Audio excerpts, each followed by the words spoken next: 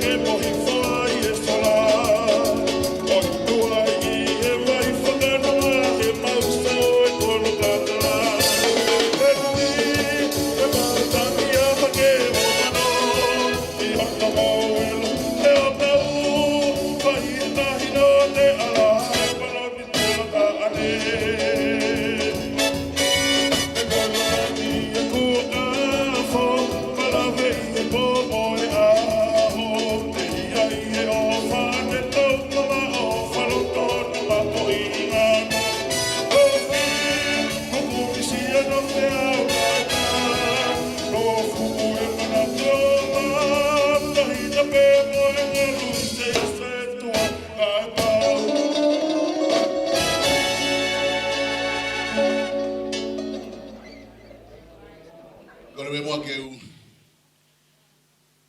whakatapu ki he unimaru uni awhio I he tau kakapa.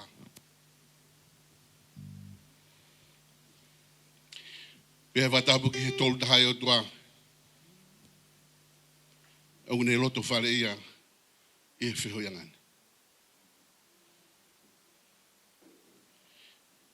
Whakatapu ki a tupo onu pe he ki tahine kuini Whakatapu ki he tamasi princesi Potoa. Pehe ke tahine princesi pe mo he fui lo pe o loto palasi. Whakatapu ki a dungi. Whakatapu ka iloa mo hau eiki. Lere noa. Ma o malanga ma mo haa ma tāpure. Whatapu atu ki kau whaiwhikau, mo hata ki loto. Pehe whakatapu ki he kāinga tungi. Pe mo i kāinga loto, kau ngā mea, pe mo i maheni. Tau lo nuku i he kere kere i gini. Ki whahoko e whatongia, si whakatangi mai pa mei tonga, ko e whare lotu toi tuu, ni monuka. Pe ko e whakatangi mai ka te koe pa mua.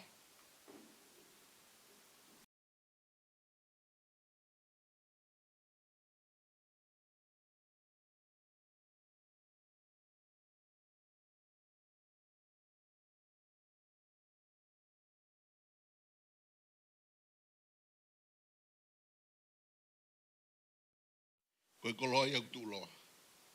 Ko e whare māma.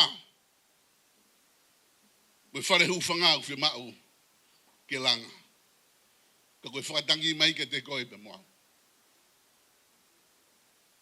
Whakawhitai hina e whaibe ai lotu pa mo e whakamohi me i ulu e whatongi ana. O mbehe eki a iwi ki tau whai aki whatongi ana.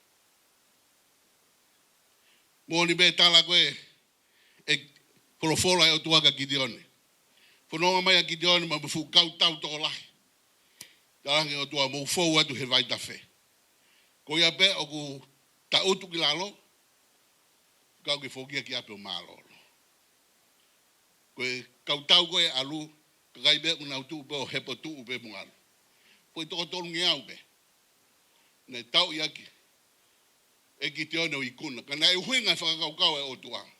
Ke ona tau whalala ki heiwe tangata. Tau whalala ki ato nai. Ke ne whakahoko e whatongia e pōkoe. Kua e o whalahi atu he kāinga ko toa bēma me he kolo kakala.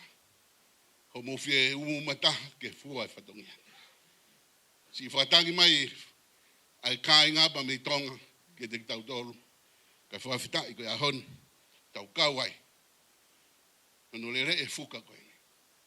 Pea, o ki haina i loa, koe sea ia e komiti na whotu koe i Australia ni.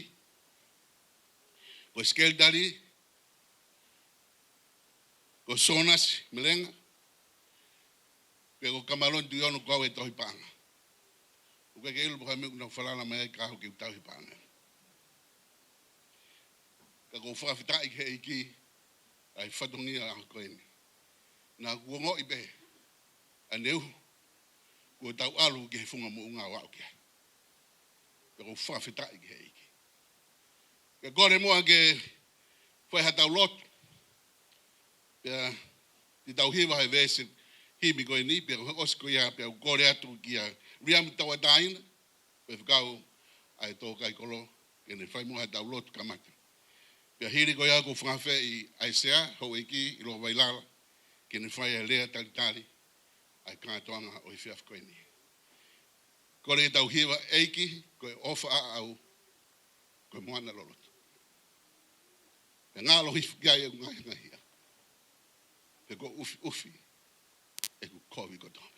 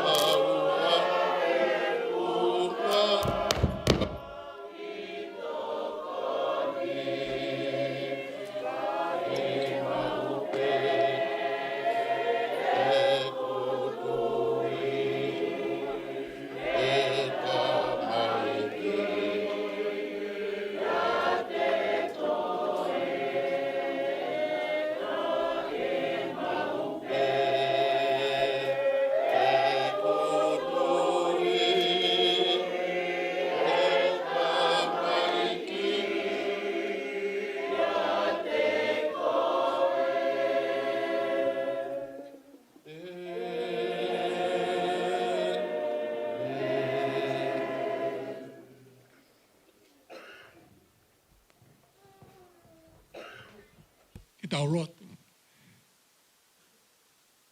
O tua mafi.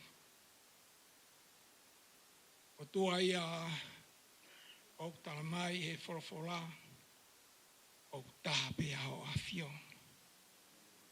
Ko tua ia o e kamata anga. Ko tua ia lolotongani. E ko tua i pe koe i ka una taingata pe taingata. Ka tuku aho awhio. Ko ni lea aini. O kui kai hame ai ai si. Pea kui kai hame ai ai lahi. Ka koe hae mea o whai ta takamotonga. Whai lewa. Pea pehe naureangi whai whekau. Ka pau koe o ngongo ni me ta takamotonga. Hae aonga e te ela haulo koe whi ta takamotonga heni. Kai tokoto i whare lotu i tonga. Kai ke lawa whaha lotu. Koia, kai ke tau taria e tau tolu. Ko ia go fia ke tari ki mo tolu i ho mo loto mafana o ku tupu ai e ku mafana vela. Ka mo ka ta ka pau ka te ufo o to he fatongi ko nu vai mai ki ai. Pe mo mahino i be mo tolu ia. Ko ia ngai ai umo si e be ia. E anga be umo si ia. Ko ia go foto tu e fai se kau pe mo tanta ikon ko sonas kanongata. E mo i komiti, ne tau ki komiti ko ni na e lau e kau. Ko mau ni ihi pe heni, pe na e sum pe o whai me pe mau whakataha, ka e lea mai pe kau tangata mo kau whewhine, Mary Poane, Brisbane, o aloa o ki tāu ini. Na lea mai e whai whekau, ko aisea moala, kau mau mai pe komiti. Kau e whalatolahi, pe kau tānoa pe hat pe o ke mou meai. O tau kau pe me hau ki tau ini kato. Ai lave mai ki tau ngā whalau. Koe o kou tala monu atu he amanaki whainga o tau whai. Whainga pe a moe maa whana. Hange koe lotu na tau kamataki. Pe a moe lotu ko whai he tata ik whai whikau e kamaloni. Pe a moe komiti ke whai ake tau whai whatongia. Moki mari mai mua kau toke alo no wukila alo. Kaia. Koia ko taitari, le legi mo tolu i he wafa e tamai mo e alau mo lau mai. Ko pana aku fia lahi taha, ko e tau lawa mai ki heni. Mu mea i ta mo tonga, na e tari beia e whaiwhekau kou ne pure e apini. Kau ki whana atu e o te mūtala ki tua. Na e mea whakai ke tolu kai ke tari e kai tari e tau whenga, ko uhi ko e whenga e whare lotu. Ke whoke ta tāmo tonga lotu ai. Ka mou mea anko no mauinga. O aki mai e Palestini, me whaiwhekau pure, me whaiwhekau skoti ne pure i apini, ko whakau ta taka mo tonga kotoa. Kau tarangi, mou mea peka mou toke o mai ki mea ke tokoni ki tau ngāwe. Hoia ku tau fia ai, i he tau i he api, ko tokai kolo. Mou mea e pe mo tolo e tokai kolo. Hange pe ko Immanuela. Ko eiki o ku ikai mamao mea ki tau tolu. Mi tau whenga te tāmo tonga.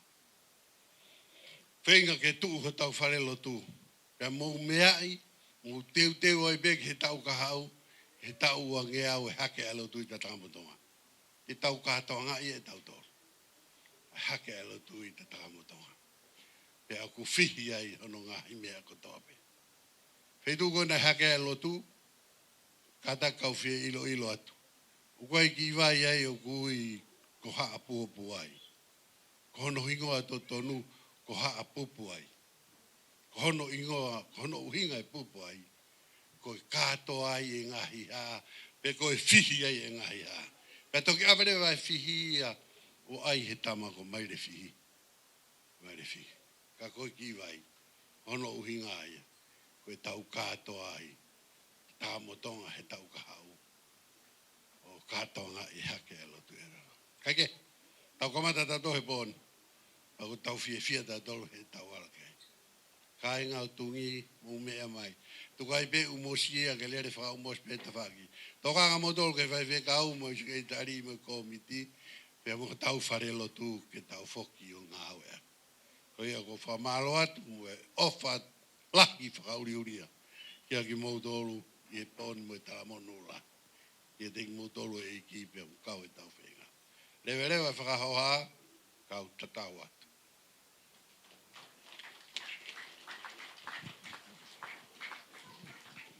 Wa maro bitu kai loa, I he whakaawa e rea taritari o e hoa kwen. Pea tau tui ko e tālunga kamataki e tau katoanga, whakaawa pia I he sea komiti ko I loa wailala.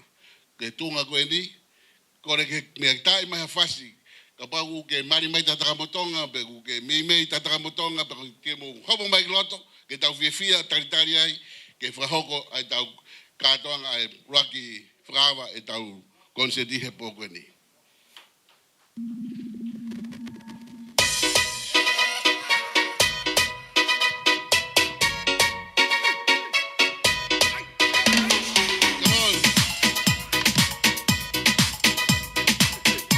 Maboko ai na motonga motoma I moa. Ai ke mafara. Ia te koe e kumo ke mala e maute.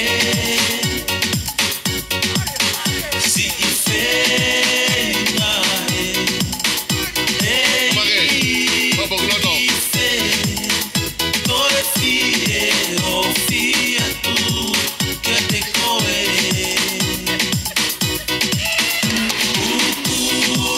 ma ai ofa ka e ma anona te uke ma upe que ta enaka si o ana ne fakana longa si ole o oe vai whakanonga o whaanga o uke I whe Vela, ai mo uini ia te koe Angara api ko taburi silipa Ka aine o mai da whiawhia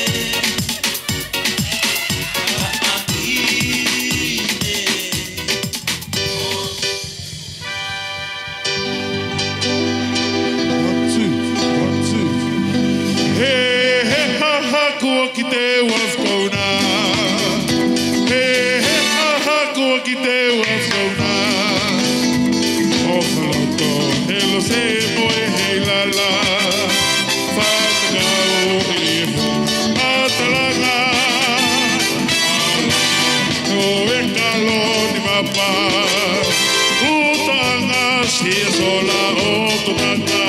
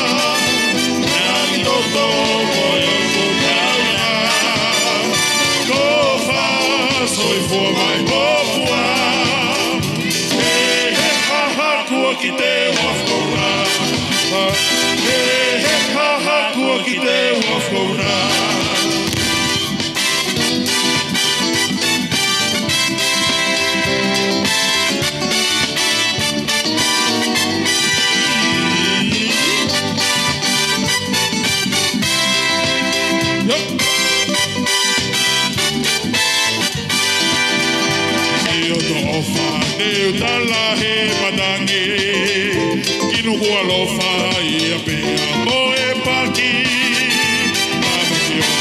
Oku ke itangi Si utaka pea ke foki mai Tofa soi fua moa Laki toto moi oku kauna Tofa soi fua mai moa Ke he kaha tua ki te wafkona Ke he kaha tua ki te wafkona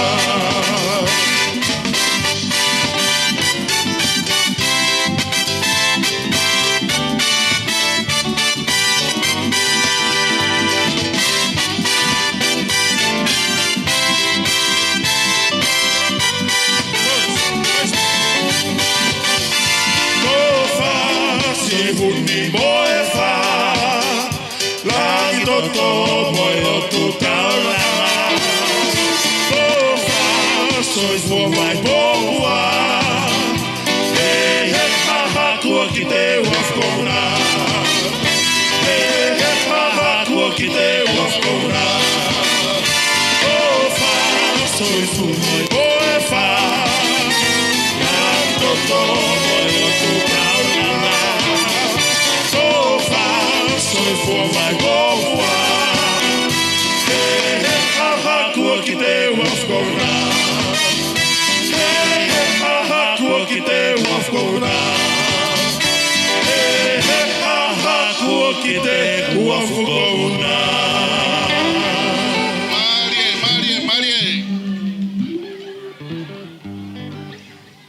Whakaangoa ni pēka pāu kia hao tālunga Ka naki mua le sita mai ke te pire koe ni muani Kai whakakoko e tau ngahi tālunga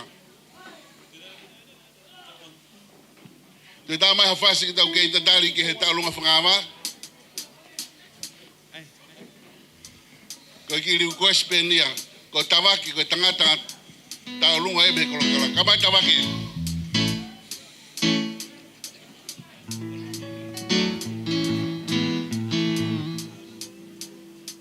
Ko tawaki ke whasi au ki tō Uwhi mai ki whasi ke tō ka tawaki Ka mai tawaki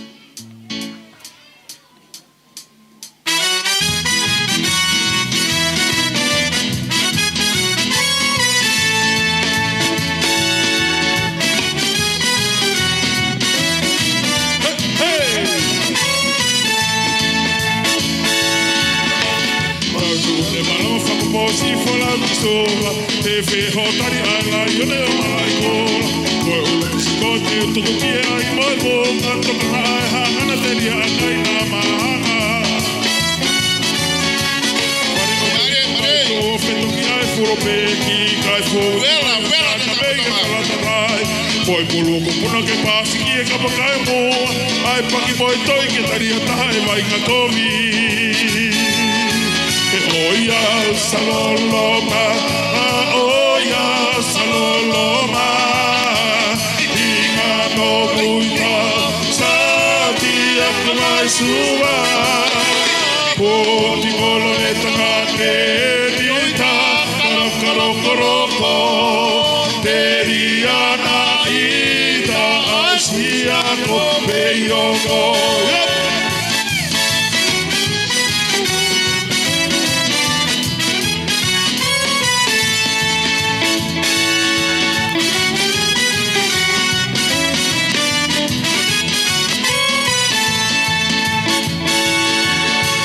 Kolo pe ho'ono fo vai taki pea moe Pasifiki Kai tau fie kai ki ngata atonga i e kai ni Pafi fine o kuta ka soa ke ke laka mua whakauto Kai tata o e pulu whakalaka ki e aka whakaho Tō kai soi fua koe ni ki sa kaki wa Loka e tangata ke kai ke Moho ke mau O mai ka ki puna te ulawa ki hai whenga tau Kutu pai mai tia he kai teu koe whoki ato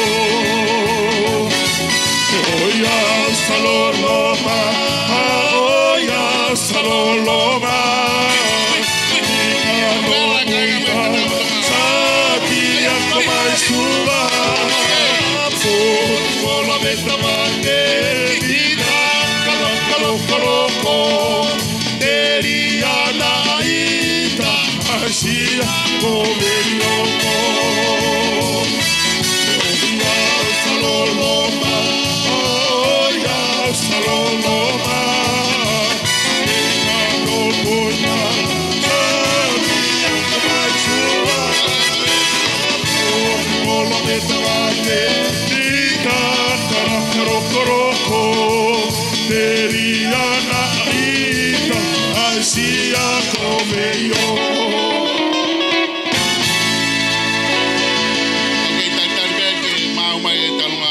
Talunga whakama, ka kukau ki ai hao talunga, ka makarak mua o whahama i moani. Ko e whahadu pe ko e seriti mai whemau mai me tonga tau whengai, ko e pānga e tahamano, taha kilu o no mano ni mawhe. Ko e inasia ko o Australia. Pea koia ko rea ka paku ke whekau, ko e komiti ko ni tau kau katoa. Ko e hata e hao he komiti ko ni tau kau katoa, pe tata motonga katoa pe tau kau he komiti ko ni. Ko e whawhawhet mo tolu, ko kau kia hoa tālunga, pe mau ke whakaha mai ki moani ki he te pire, kai whakahoko ate tau kau tālunga. Muta maha whas, kei tatari ke mau mai tau tālunga whakawa.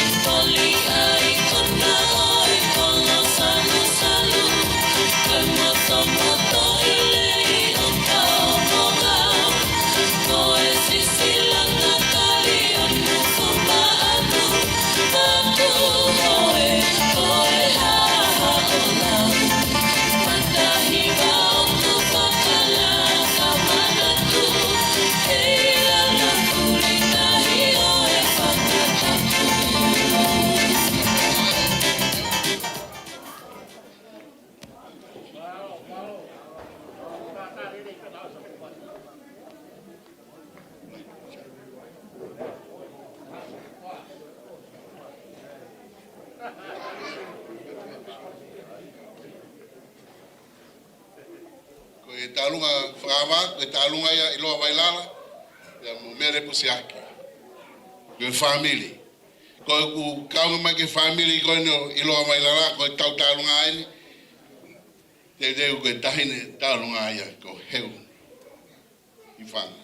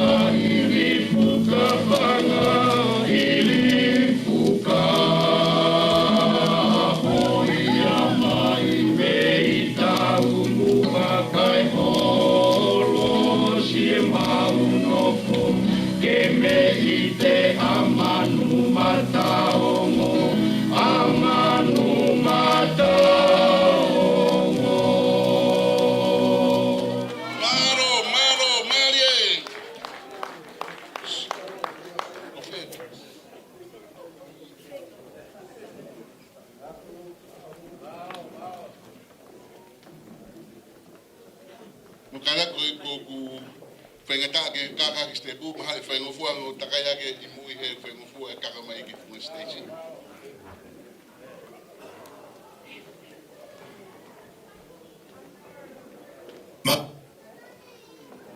ngonga pe ke he talunga hoko mai. Sekretar.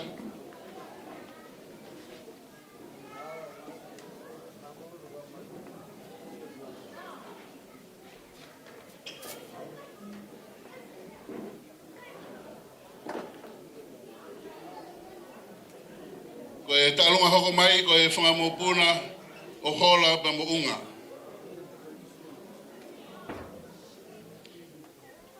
O si ko ia pe a hoko mai ai ai talunga pa e mehe api ko taialapu. Tahine atu ana.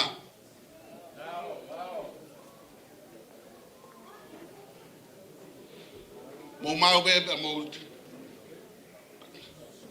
Kara ko tama tau fas tantari tau talunga hono ko. Malo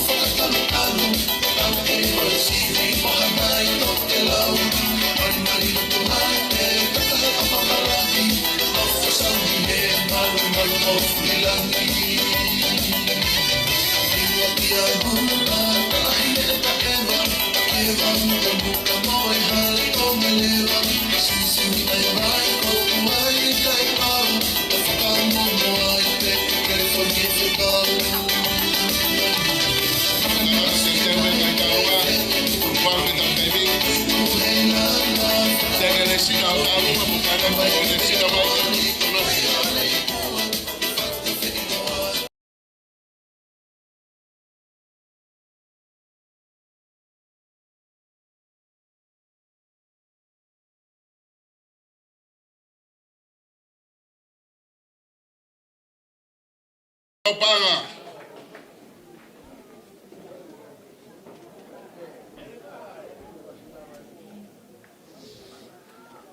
Mukadaki say taudahi mai be teke mau talunga. Mukadaki kukau teke resida talunga kadaki o lava mai moa ki hete bile ki sketari ki ha resida mutalunga.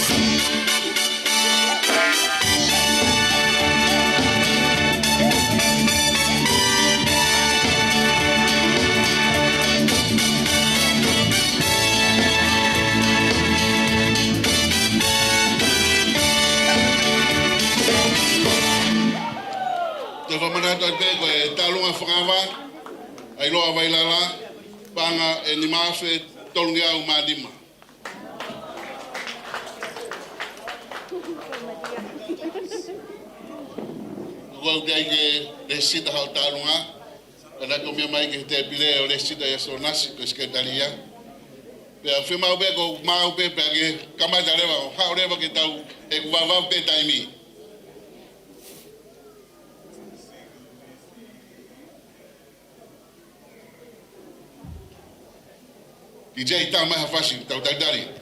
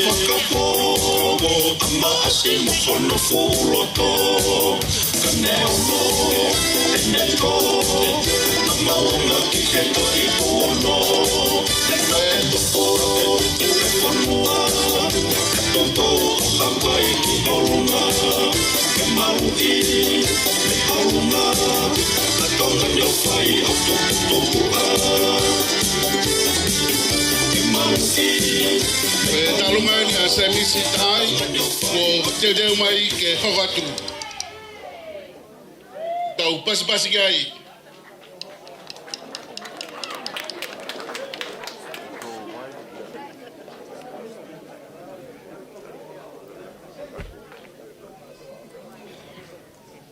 Ko gore bege u whangato he ngāhi whakatapu o si whai kai atawe mua moe mo tua koini ke si whakahoko atu ai uhinga ko hai I he whiawhakoni ko ilo peo ku mea I pe he tokolahi me he kolokakalahi ki motuani ka koe he tokolahi kunau tenau whie ilo e kainga kolokakala ko si e kulele mai mei lawe ngatonga pia ukai pe to ia hakolo ia e to eiki tonga ka koe kolokakala be ko tataka motonga be mo lawe ngatonga he kuna whakaosi tonga ko ia e kainga kolokakala ko si oku te hina o si I mau hoa ki he kolokakala. Ko e mokopuna ia o halafi. Ko e o whewhine ia ko e tahine apalo. Pea ko whakawhetai ai. Ko e na ki whohaeni nā ne toki mau e solopani mahake. Kai he tau e ua ko si. Ko e na ki tahine pēnā ne fufua mau e solopani mei hake. Pea nāne to e hoko ai, ko e misi he lala ia I he whanki tau ki lalo. Pea koe ki whanau ai o meani, o ku tokonima, ko e tokotolu unau I he tonga high school. To e toko ua. Ka o kou whaatala pe ki ai, o ku mau pe ai poto he whanau o hoko pe ki kolokakala. He ko ho mau tunga ko o mau tolu ho mau family ko e tae mahino ko ho mau kakanoia ko ia ko kui ha mai be he fini ko e toka I be be moe whakalaulau noa be ke si te hina ko eni be monoa ka o mai ki whanau ka ki ha mea ia e mau ka inga me kolokakala ko si lava mai be be ko taimilahe ko whaalele atu pe au wakai atu ki he fufare lotu ene holo ka tangi hokuloto koia e kainga kolokakala te u whai atu bea ki taulunga ka mo tolu koia o mo whahanga o whakamamahi au he taimi ko tā laivi mai ai o tā whasi mai ai I he ope mea mai o mahaupare koia I hawhainga whasi be ia tā mai pe koe whasi uorosi te ulawa peo ke e mien peki ai. Mare.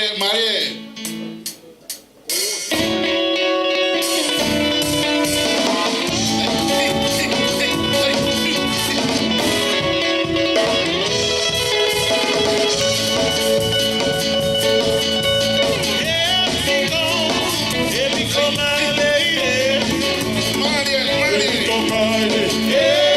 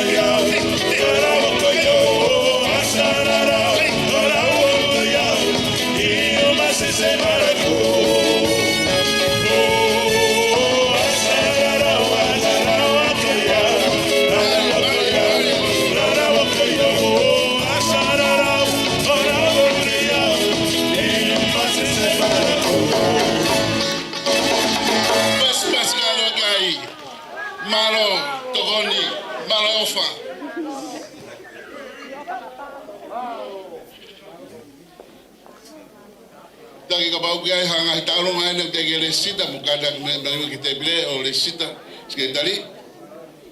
Ka e fra hoko mai ta nga hitalo nga e ku va be ta taimi. Ko ya be ku mau pe tala mai lewa ke ta do fasi ke tau.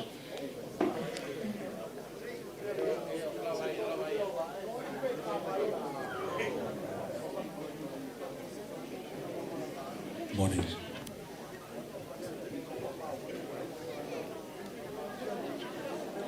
Ko e whanga mapuna ne o malanga. Kāinga koe mea me kulo, ko tawaki bene tāpun siriwa koe ki he, ko kāinga ia koe mi loto kulo. Ino aia koe ka kāinga na nau ngā aue. Whaiwhatongi apa me kulo, kono taimi eni. Whanawa, mo whanga mapuna o malanga o mau si.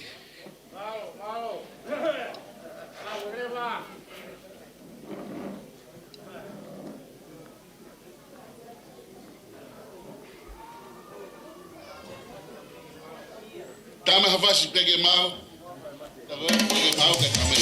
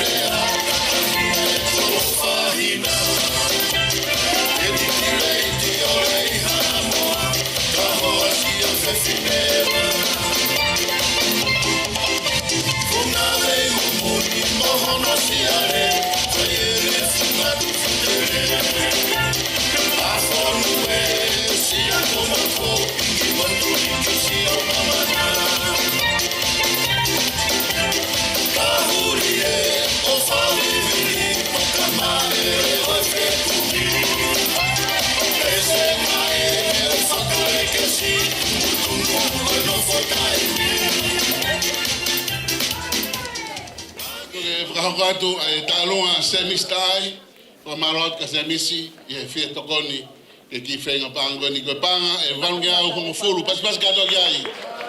Ko e tulu tā mai ko ni, ko e tulu tā ia, ko e tulu tā ko e koloa. Whawhitai iki, ai whia tokoni. Ko marot ka semisi.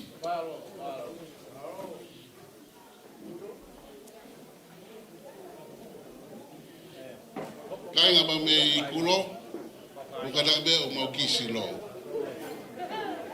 Foi mu whakatoto mai kainga me kulo. Pe te uwhai au mu tālunga he taimini.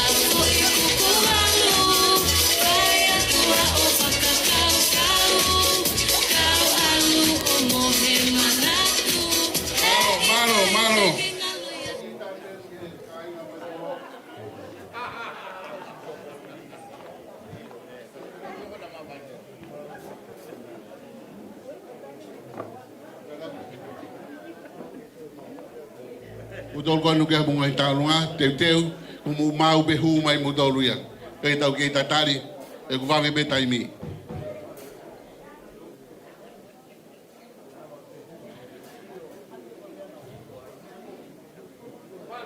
Toi be tau hoa ewa mo minute, mo ngahi minute he taimini. Ka o se tau taimi. Mo kanaki o ku whemau ke ki whatoto mai kau teu. Ngau e rewa kau teu o teu he taimini kai hoko te tau ngahi tālunga, wawe be taimi.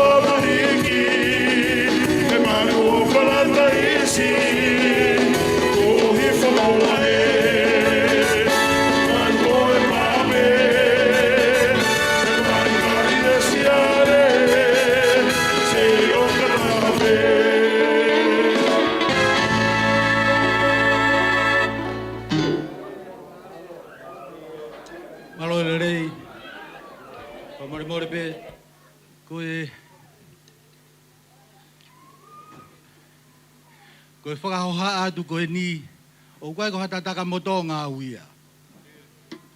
Ka kou tangu te mui he, pa kou pehe pe ka mea, mo ko pehe kau tataka moto ngā. O kou wāre he tau olu ngā, kai keu poto. Hau e ku tamai o mui mai he ku whae, pe au tupu hake i tataka moto ngā. Pea kou kore atu, koe ku tau olunga e whae taimini. Pea kou kore ke whae whekau ke ne whae e ku tau olunga he kou wāre. Pea i kai ngata ai koe tula whare ko whangatapu. Pea toko ni mai ki ai a so nasi. Ke mō mai e whae e ku tau olunga he kou whakaofa. Ua ki toi hataha heni. Kou whawhonga e atuhane e mau tau olunga.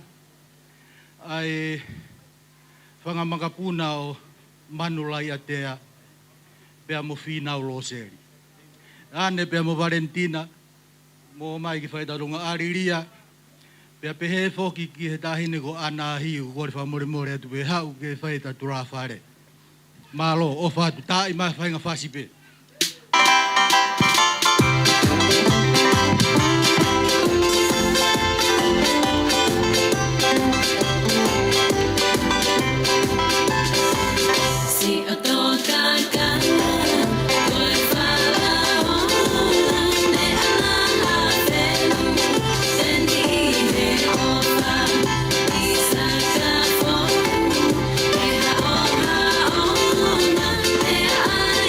Oh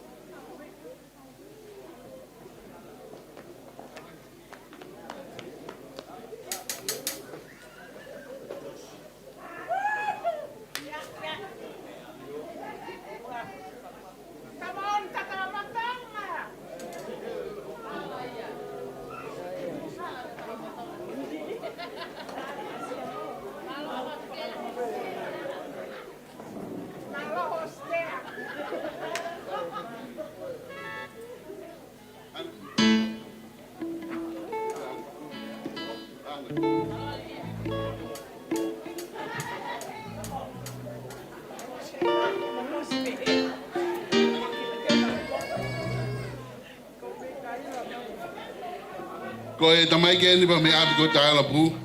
Tanen ko ana. Ko fa mo at alo no kumi fa ki mo ko kon tok ma uen. Ta go folo na ma na to tu he ke ile e. Ko e ki taulungan ke fa fofonga eskat mo tu ta mi ta mo to. Ya mo wa ki mo siao si. Si kakaka wa ben ko fa mo kon no kwa. Siao si. Mari.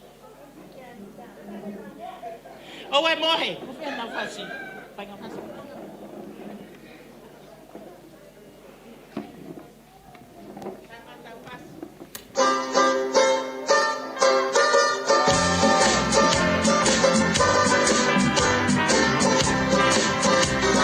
Caramba, me abre do Gala Blue. Nós mesmo do lado de a roupa e abre do Gala Blue.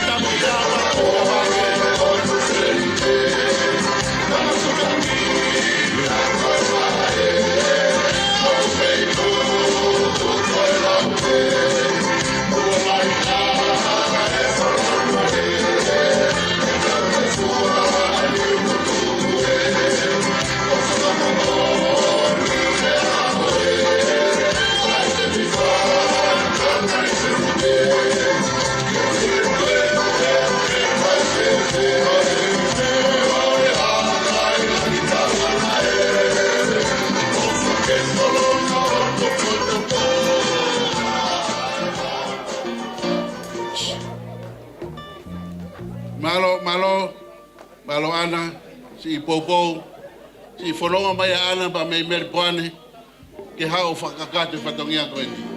Tō whakamawhana, e ana hao whia kau mai, ko ana katolika ia. Kelere mai pa me merpoane ke hao whakahoko e whatongia koe ni, ana koe mau ofalahi ake te koe. Ho whia kau mai, ki tau umo matahe whatongia. Ma ofat, malo e ofa, ke mata e whanau pa mo e whaamiri ki tonga. Ukataki koe beku mau pe hoko mai talunga.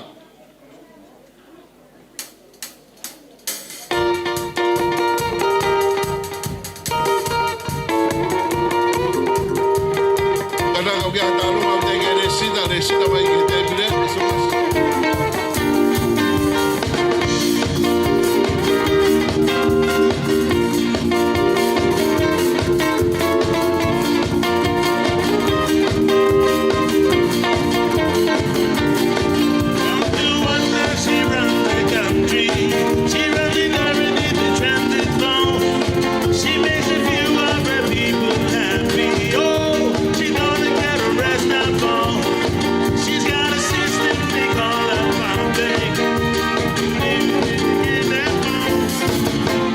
Talunga e wha puna o mei kulo mau si, mau moranga.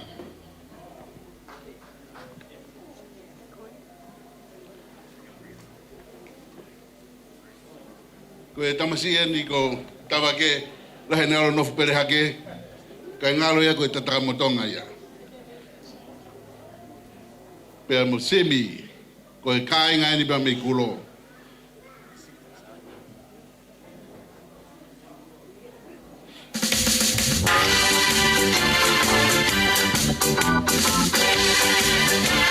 Ai,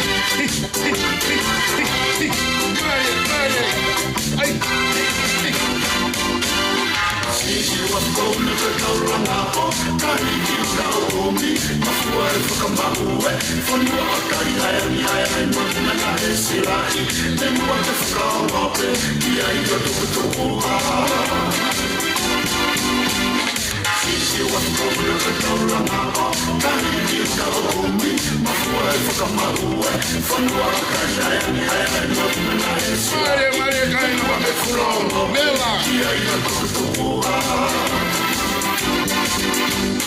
Ai hala pai ni makafe tohu, lika kafe na lolo, ia kai pasi, fiku ko ai hala kai mai, ia ene, tiki e whakalaka, atona e kuohiri.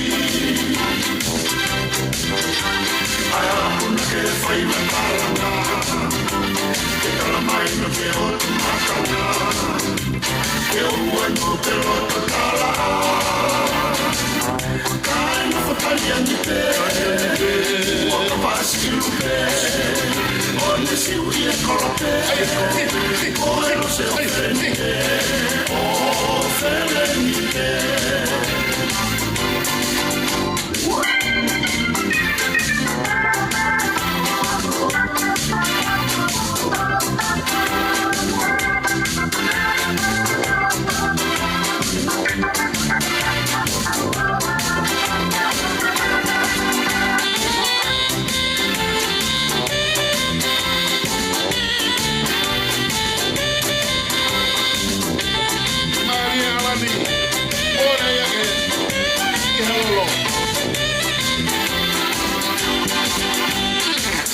Wafukona ka tauranga o tahi ki ka umi mahua e whakamahue whanua kai ai mwemena e silari me kua ke whakaolope ki ai na kotukua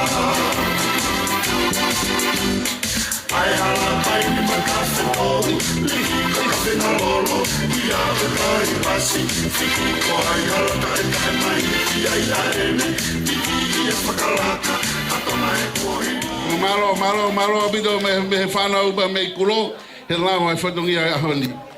Ko e talunga hene liwa o tangi, panga e toluafe whange au fitunga fulu manima. Pas kato ki ai. Wha malo atu, tokoni lahi abito. Ko si poupou mai ki he langa ai whare loto tu.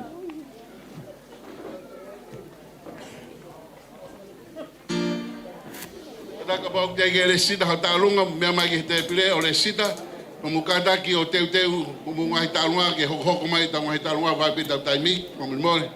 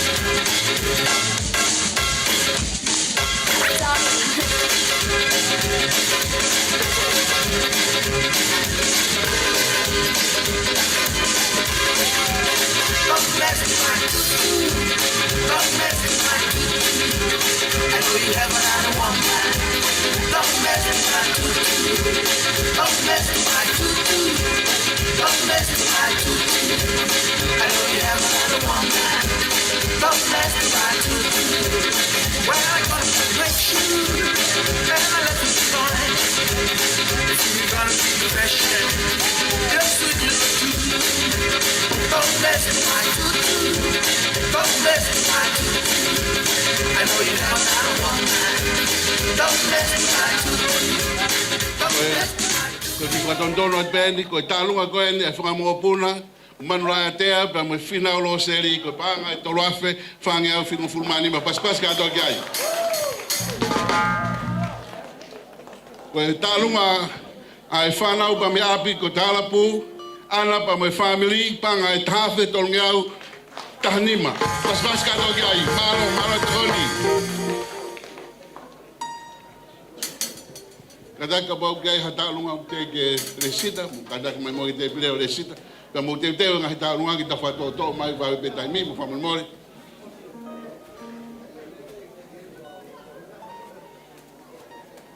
Dama da fasta ta da yai.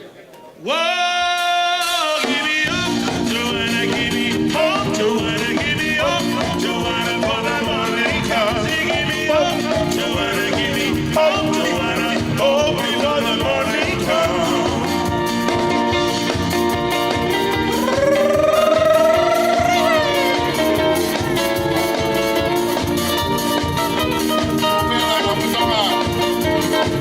Oh, give me up, Joanna, give me up, Joanna, give me up, Joanna, for the morning comes. Give me up, Joanna, give me up, Joanna, oh, before the morning comes. See the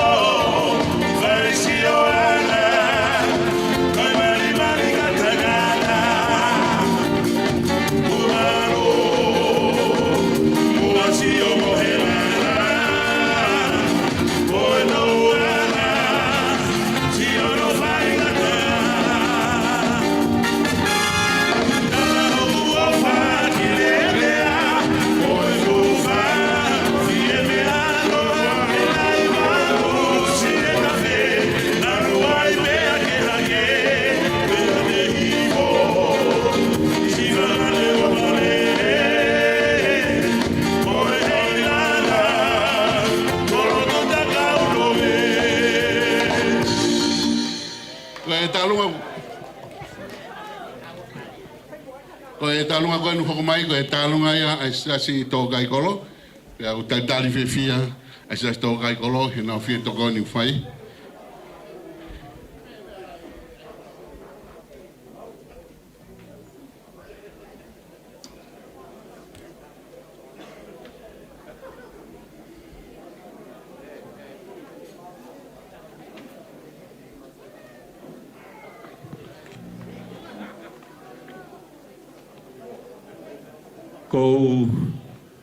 Ko re whamoe mōne ke hu whangatu he ngahi. Tala whakatapu ko tō pē kōse hono. A whaket pē mi moan. Whatapu ki e iloa pē mo whanawa hoiki. Whatapu ki e kau whaiwhekau moha lot. Pē whatapu ki e ka inga mi he paki mo toi. Pē mo kau whakawhi ko tō pē.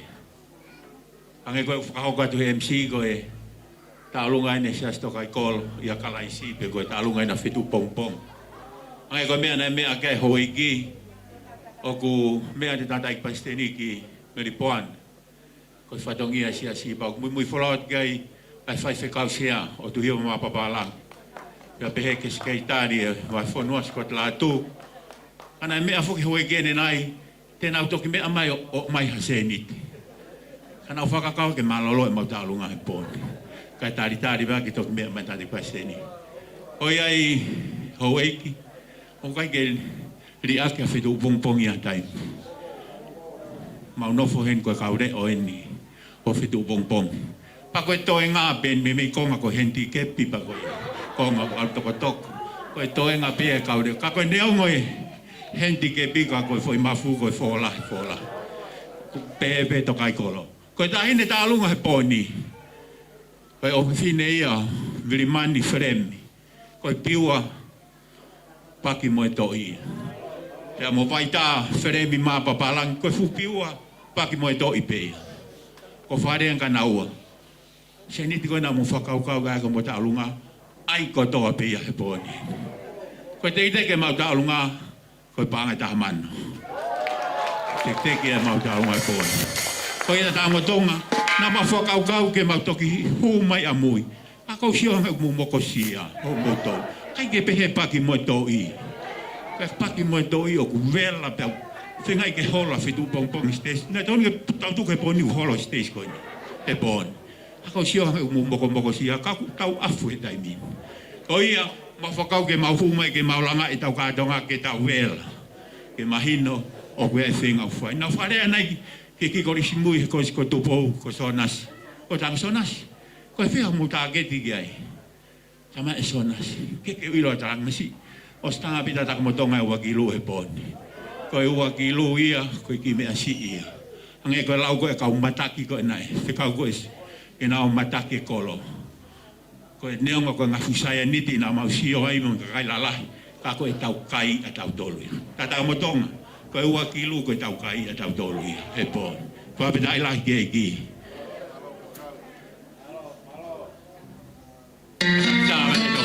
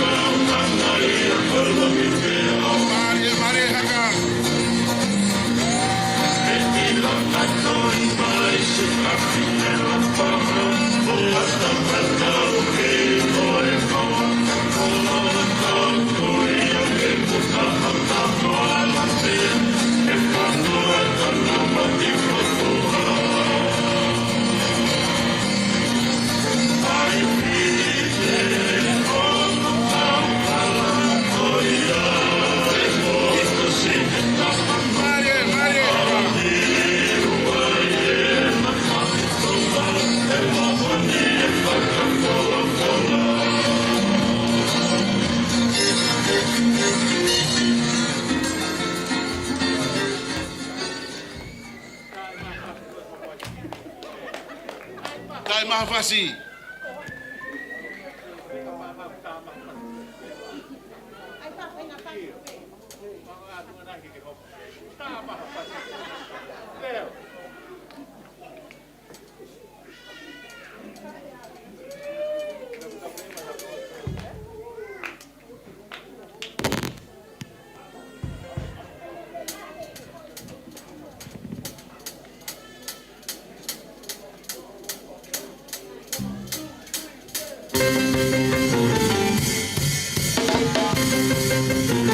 Je sais que l'on aurait told you, I didn't listen to him by myself.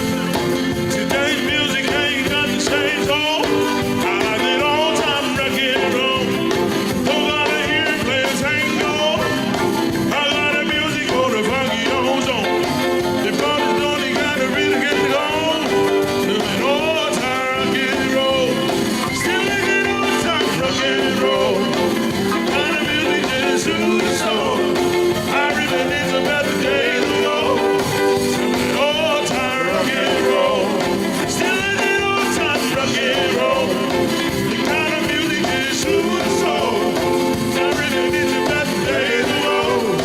Doing all time rock and roll. Still making all time rock and roll. Malo bido, ado e whawhunga heni, ai whamalo pa me kāinga tungi ke he tangai Palestini, kau mā, ai whawhikau pa me kāinga loto to kai kolo, i he fu ofa lahi pe hego mo whaki, mau lau koe monu pa me tāpaki, i he wholani mau mu whai he whiaf koe ni, ke si lawea i whai loto e tū, mau ofa lahi atu, e te motor pa mo fam pola ni ma mo fai ko e talunga ko ni ai fa mo bona ma malanga pa nga fituafe ononima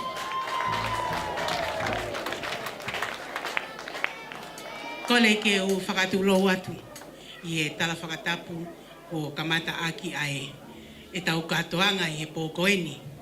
Kai hao atu mua he ai ki i whinemotu a masiwa koeni. Koe taolunga koe ni koe whakapuna pia he maafana. Koe manatu ofa ki whaitoka. Koe uhi, koe tangata eiki ko ngowe honi whelemi. Koe whine eiki Elizabeth mafto tai lo mori whelemi. Tā kutupu hake pe au sio mata, koe hape ha mea ai siasi e whai, ne ongo mau i he whukawaka ke. O ku iai pe ne kukukuku. Pa koe kukukuku na elele moia, koe li aki atu pe ke to koni he whatongia. O pe he pe atu o e whiawhini, koe lele mai pe ke li aki atu. Koe whakailonga i pe nia, o e hala mei na hafu, ke whare o toi tuu. Tau tok tālahi pe ki tonga. Lewe malanga ka whakailonga i atu. Marie.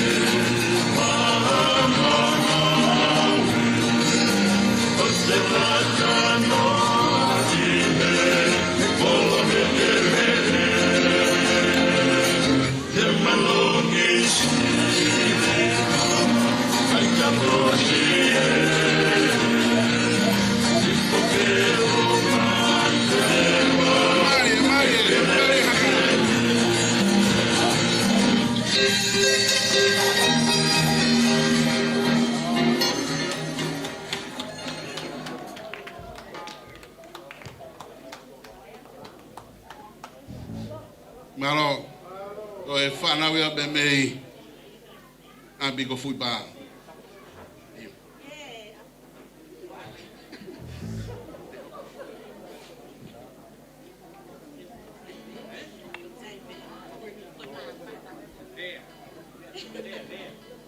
Fatulo watu. Kai atae ki whainga mahali e koe mo ki whine motu a koe ni. Ko puingoa ko me lise hau koloa. Ko lele mai pe me la paha mo tataka motonga. Ko lele mai au mei uta me tori mori, ne whai mau ki ka venga na hoko ane afi.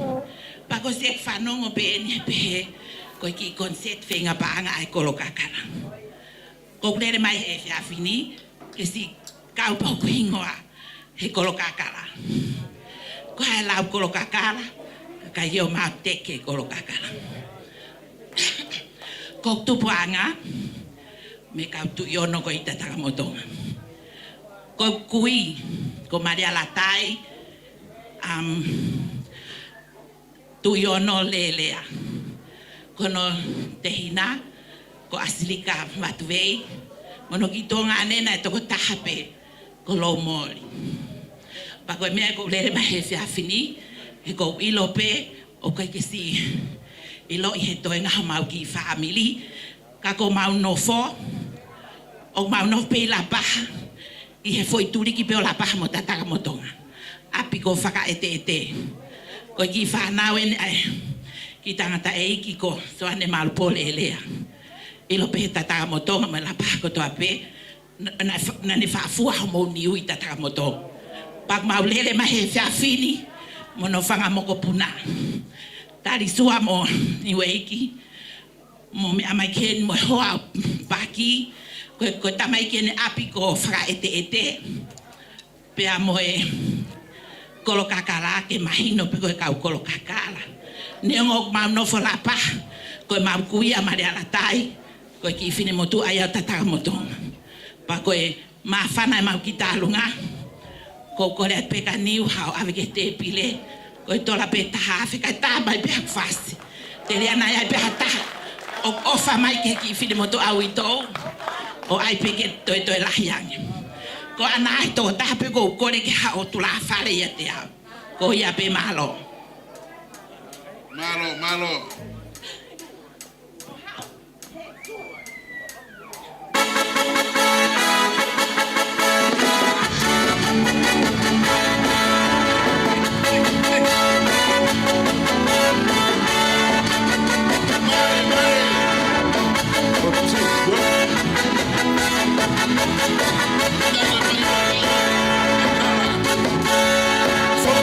Fia e tau te iroa ki malo kua home amai.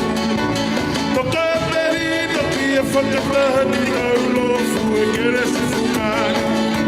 Ana e kolori a mo e laki ke pakehe mea ta e hamai. Pei te pepu a kau whakahoi fua whakamore more me tala ki toa. E koe runa ni whanoi e fia kosia kata ya manekina. Hoe pasi ni au fola hata ie kaveinga. Kahina ki maria, kakuria na mafua. Hakapea te ki whaiva, kolongolongo katoanga.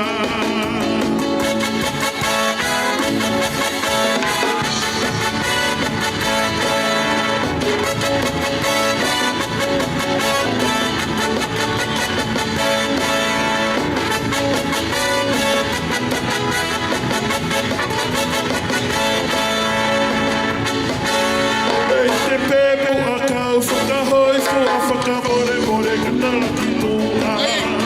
Te koe matani whanui e fia kosia ata ya marekina. Te koe oe pasi ni au whala haka i e kaweinga. Peirangi maria, kakuria na mafua.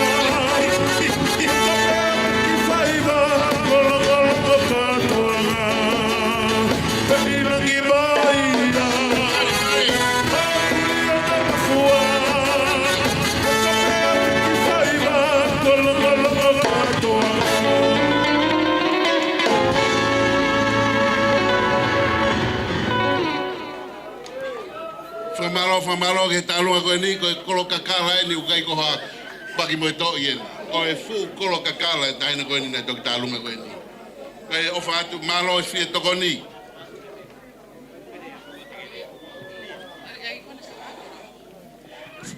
sai whamalo atu, ko whatu lo. Me alere mahe o tuaga o te tau maha ki mafu, na tau tō he no mate. So kono toki ompen ki o whawhi atu whatongia koe ni. Ka neo koe ko whatu lo atu. Ko loa tonga ko e whakamalo, ko loa o langi, ko e whakawhetai. Mo e langi, mo tuku e kolori ake te ia. Kei kolo kakala, kai ngā tungi eiki. Whamoremore pe, kau whai atu whakatoa kau tā e whatongiani, ko whakakoloa ki au. Koe tau olunga koe ni, koe tau olunga e ni a e whanga mga puna. Huri o tui halawhatai, ka koe api o lotolangi. Api o lotolangi, kui heni ai kei huri. Koe toi ngai ne whanga whae, pea mo e whangata mai, ko manu oso i pangua, i maunga, whakaingoa e ni e tungi mo kuinsalote, ana mea pe, i wolewa, i tatakamotonga. Manu oso, ko toi tuko i wike ha, alu e vai, alu e kahoa, alu matio ata, alu mo mea ko toa pehe poni, awe ka sisu, pe ke whai ake langa koe ni o tau whinga ki ai. Kei ko o whalahi atu ke kolo kakala, paki mo e toi, pea koe teki ho mau e mau tau lunga. Neongo pe e si hoku lo whātai, ka hako hoku vee me he paki, pea pehe hono ai o naia. Kore pe, koe haki mea te maulawa o kukuku, mo ni koe lake whaki e ki pe fine masiva, koe se niti pe ua e mau tau lunga, ke lango atu ke whale lotu, whato e tu, o tataka motonga. Whamoremore atu pēnā ke aha ngai whawhotunga, o i kai tāu mohoa, mo e kai ngā eiki o tungi, o mau kore whamoremore atu. Kore atu ke mo kakamai, ko ia. Ai e toko ka pau kukai ke mālohi ko ia, maulohi haki kataki. Io. Ma mo punain mea polotolangi, mo mari pa mo lakhaki he ke ngari ko mo mai me kolo kala. Mo ia mo paki mo toi. Whamalo atu. Malo. Whanau e mawhia polotolangi. Koe karai te, tapo e watu o mawake. Koe a polotolangi, koe a piane no fwoi e tutokolo.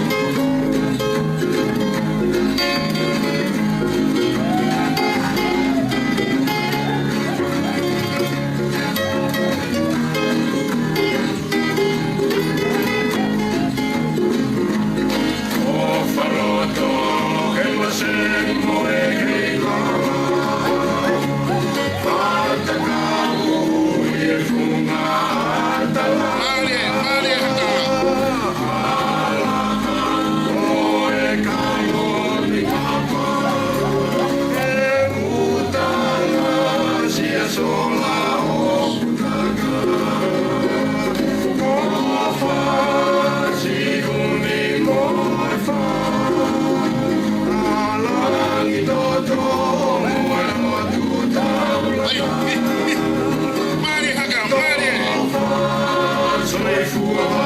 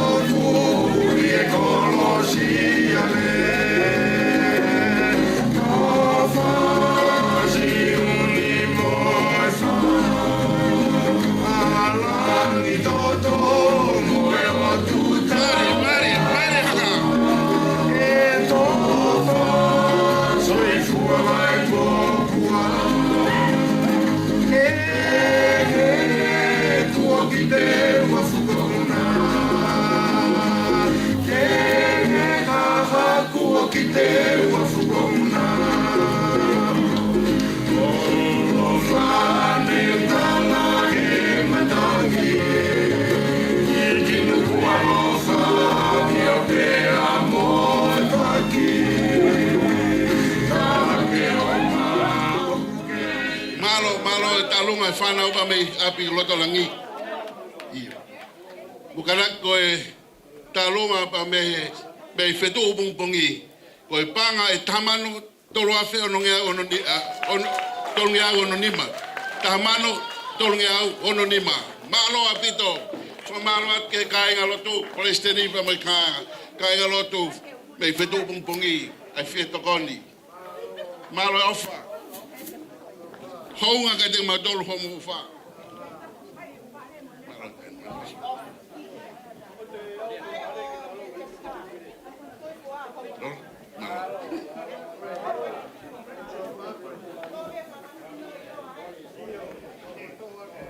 La vai e talunga pa me he kainga, pa me whanau, pa me apukura tolangi.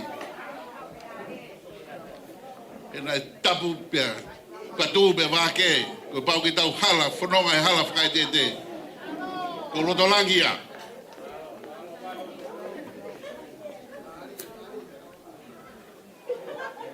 Whawhita i he iki, tau ko ngā kau whatahe mā whana o e aho ni. Kau tau koloa ia ko tō pē, o whai e tau wholahaka mo e tau olunga he aho e iki mawhi. Tau koloa ia he ngahi kainga ko tō pē ngu lawa mai ki tau kau ngā kau whatahe. Koe ki talunga nei tō o si koe, ki talunga me he kainga me o lotolangi. Manatu whoki nei, iai e tohi a Misa Tomasi o pehe, na e tari e whatu mo tui fua, mete ai lotu, ai hau koia a lore. Pea koia, o whai ai piki nima, i he ngahi whai whatongi a kotoa pea e tamatu. Ko tungi, ka uma e kainga kolokakala, o whai ai māteaki e kainga koia. Pea mei lotolangi. Ka neo ngoia pena e whewhe e ki tau olunga. O kuma whana si o ki tangata e ki whai kau. Nā re soni tu tawake. Ke nau kōpou mai ki he whenga paanga koe a langa o e whare mama o tatakamotonga. Ke nau kumai e peo whai hapopou ke e kuki tau olunga. Nā tōno no e kai ke wheunga. Pa moeanga ho tau hua. Ka koia ko kore ke tangata i whai whekau ke kātaki mai. Kātaki mai o hau ko whaki i lea. Mawe pe kātaki ka hoko e tau lunga. Na tu e mari ta hini tau lunga.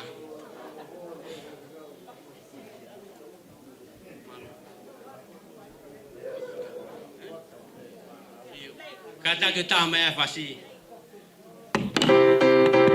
Malo kau, saya suka datang. Saya itu ni, berapa maka? Tu lo no, tak ini ini, lima lo, bermoe aku kahei, mata ikolo, bermoe moto ekasi, bila toka meri, no fuka mau etofika, tu lo no.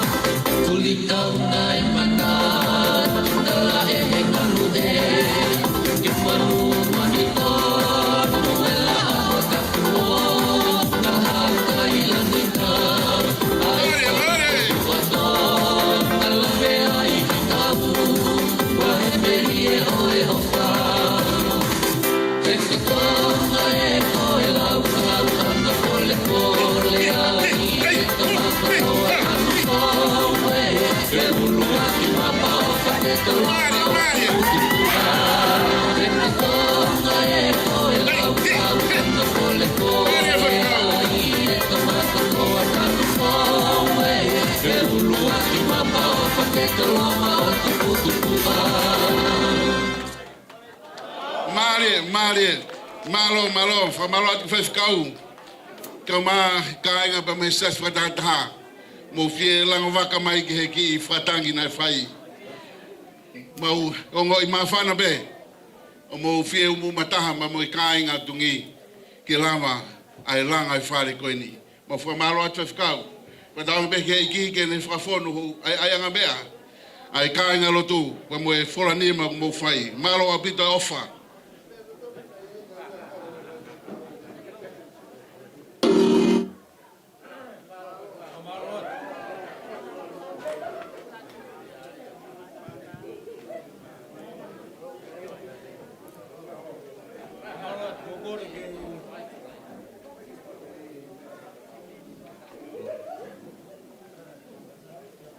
Hello. Malo. Ko kore ke u ngawe be whakatapu kakato ko spai he takai pepe kau ai kātanga e poko ni. Kau whahaukat mua ki ta alunga ai whangamokopuna Filimone pia mo sela po mana rea e toa mi ta motonga.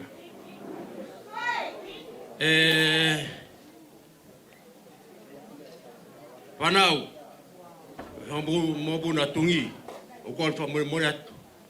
Na ulere mai pe ane nai ki he katoa ngan, ana fuongo ia pito hange ko ngai rea mali na fai ni.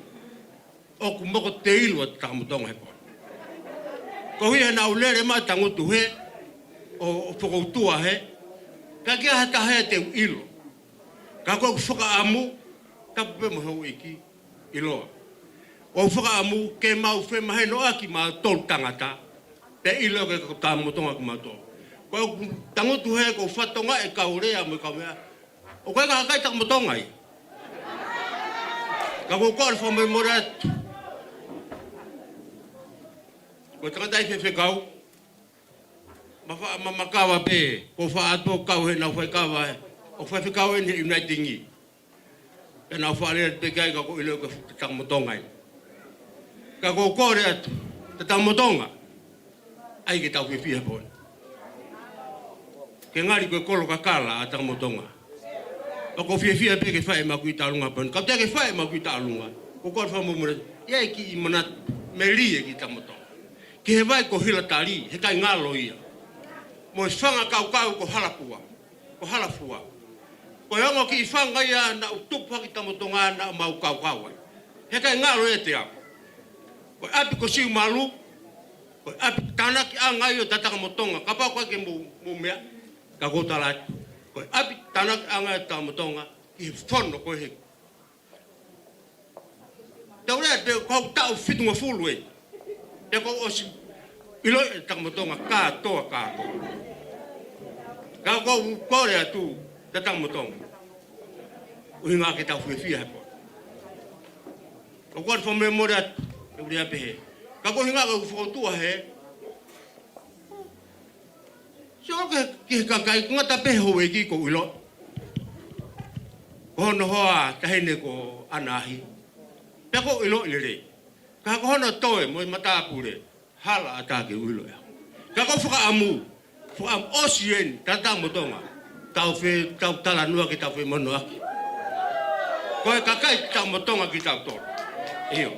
Ko ki ke mau ta'alunga, ko ki taine tene whae ta'alunga, ko i mokapuna I o lelere aitoa. Ko e onga tangata iki, ko Filimone re aitoa, mo sela po mana re aitoa.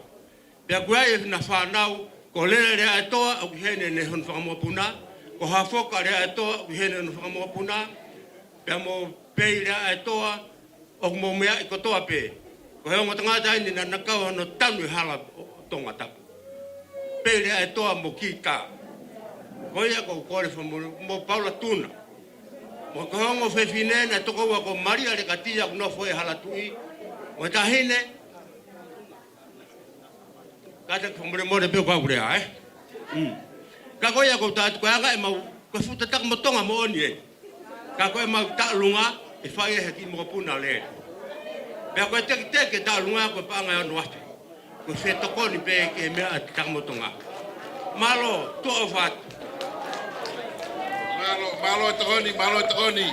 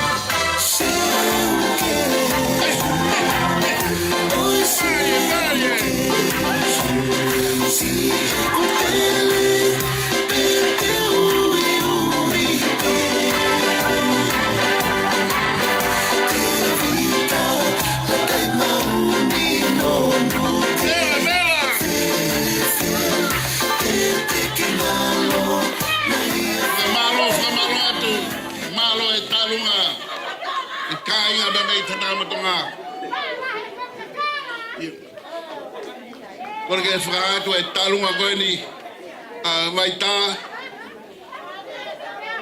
tā panga e tāwhe tolngiau ni menima. Pas kato ki ai. Ko e talunga a Maria la tai milise panga e tāwhe ni mangiau ni menima. Pas kato ki ai malo e ofa, malo e tokoni.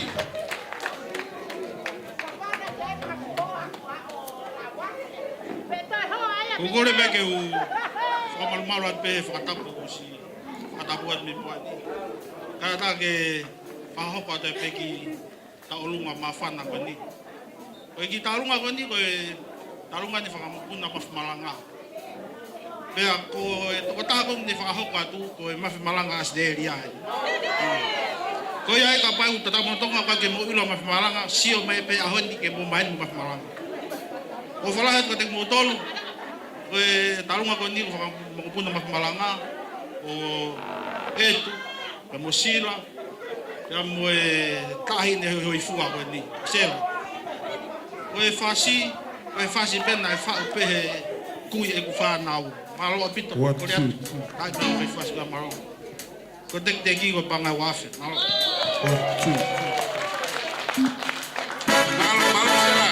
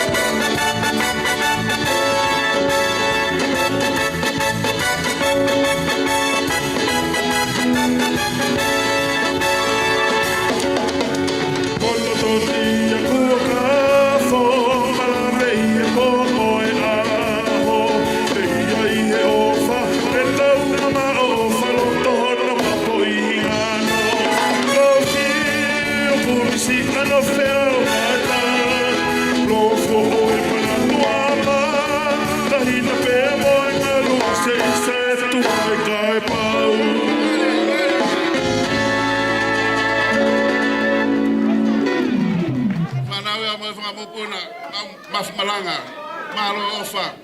Toke hado talunga ko ko sia taki mai. Ko talunga api ko loto langi ko panga e fafe teu valunoa. Kaspas kado kai. Ko sias frata taha ko panga e wafe fitunge au fa noa. Kaspas kado kai malo ofa.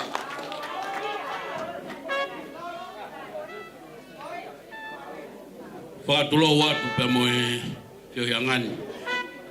Tulo watu ga ilo ka mai fana ho weiki. Le no ka ma ham ta pule. Mai ka utakilotu. Te pe ke tata i fonua ka mai fie fonua ko to pe pe mi kolo kakala. Tau kau fata i ka toanga o e fefini. A tu mo ke fata o ke atu ai ki file motua ko ni ku olunga. Ke fa fonga ai ta olunga o e fefini. Ko e talunga ko o e fefini ko talunga ia ku fafongai e nus palata mau ba vesilia ko ia pe mo ngo fo haini o haini pe mo peta ka fata e talunga ko o e fefini Kai ngā tamtonga o mau fia ke tau kau whataha i he te ue ngā wela he koini. Hange koe ngā hilea ko tau ngona e honi, o kai lawa ngā awe he pāngā, lawa ngā awe he loto fia. Pea koe fia koe e pōni ko tui koe lawa angaia o tau inasi kātoa ngā e pōni. Koe whānau eni me he api ko maka. Nau heni he ahoni, whakakato ai tālunga koini. Koe tek o e ki while motua tālunga, koe pānga taha mano. Kau tā mea, koe whastālunga e ki while motuani, koe nepi puno. Koe maari e taha e poni, kau tā mea koe pānga. Koe ne tūpe e whakapare, koe ngata e maari e kātak tā mea botu rewa tā e whasi. Ka tau hoko atu. Mālo.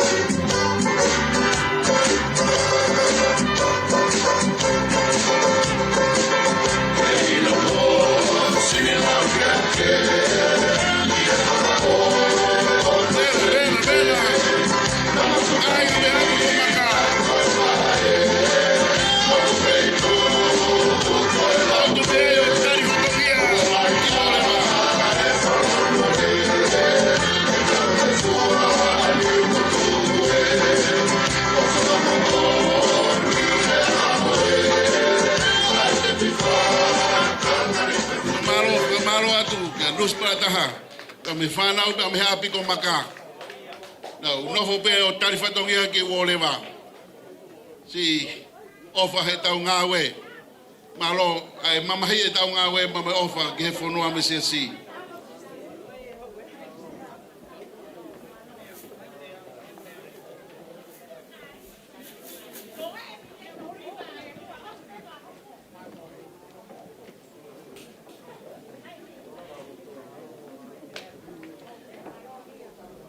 Tulou, kau hao hake he whainga maari e koe ni. Kore ke hufanga he whakatapu, ne ka mata aki ai whiohi mahu inga koe ni. Kai ata ke whine motua koe ni, ke whakalea atu ai ki tā lunga maulalo koe ni. Isa, ke te kau he lau, o te lau he kau i he pōko eni.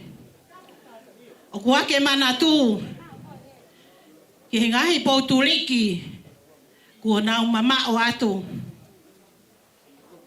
Koe whanga moko puna eni, o uhila mo e langi, pia mo mele tofe, o e paki mo e tō i, pia mo e kolo kakala. Api ko ana manu, ko e mau maluanga. Ia e manatu ki he tangata eiki nā te tupu hake ai.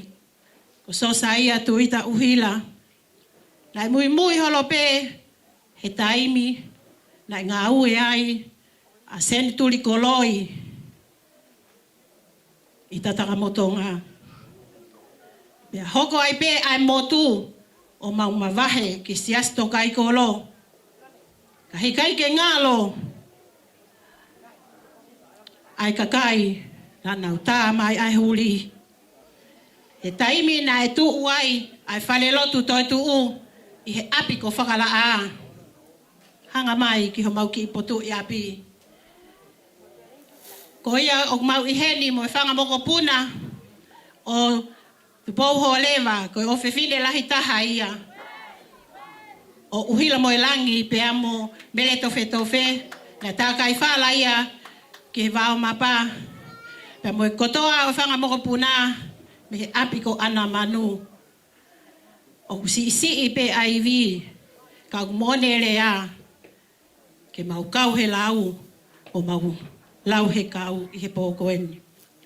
Ko ia ko kole ki he tā me a ke tā mai mua ai whasi ko e whau ia a tangata eiki ko punake iloa eni ho tau kolo ko nusi. Ko taimi eni o iao kakala me ngahi api tupua o e kolo kakala o e whakamaunga ki he api ko wolewa. Isa, kau ai elea e kukui ko Ameria Paafusi. Tuku pe ke whakaloto mua leve malanga kau tatau atu. Malo elea, malo. Pakalau ayata malau manuma el mausai kakala. Sabi ko ano manu.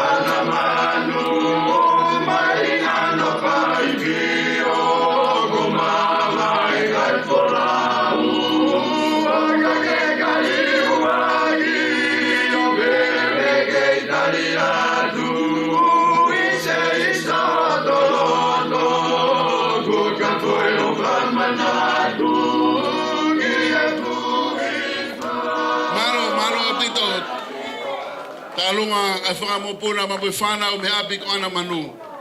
Maaloa pito e talunga pa moe ofa ki he mātua ma moe fie lango mai ki whatongia hoi aho koe ni. Maaloa pito.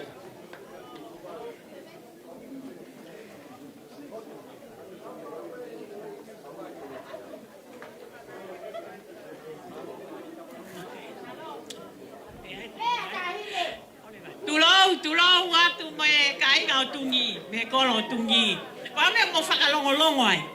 Ai ke ngari ko kolo kakala, o mari pe. E he pe tue ki ai. Ia. Ko fe ma tain talu, ta ki me tau tahine. Io. Whakatapu atu ki ho eiki ka iloa, ka uma, lele noa, mo malanga, ka uma, ka utakilotu.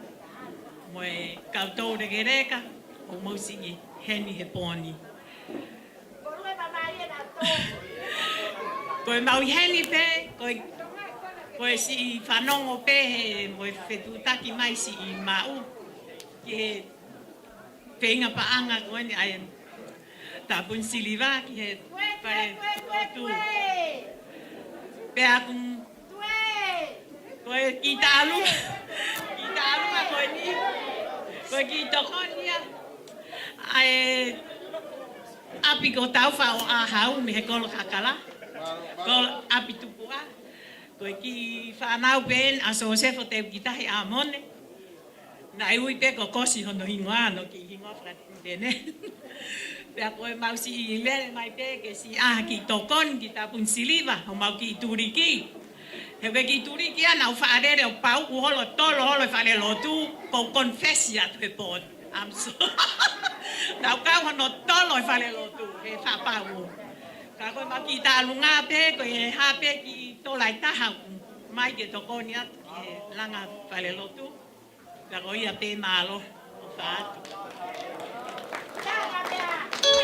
Kala oia puna he api mo a hau. Mare.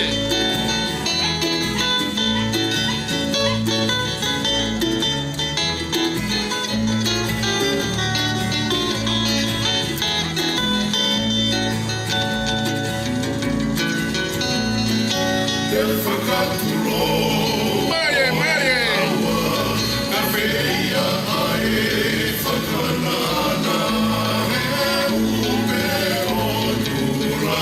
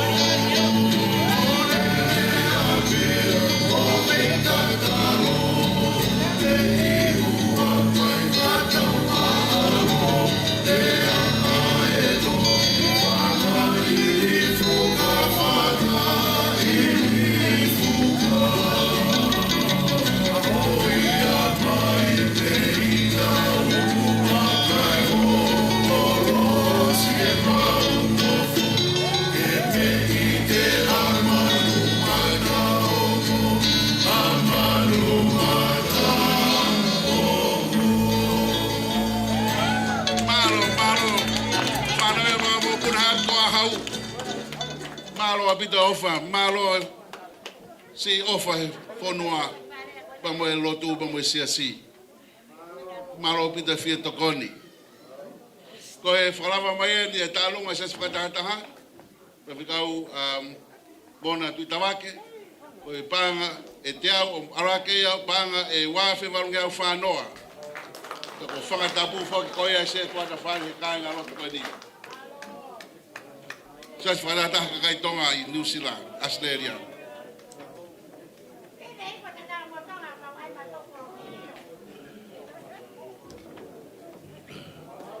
Mo me mai tai taurunga kai pa ko te taurunga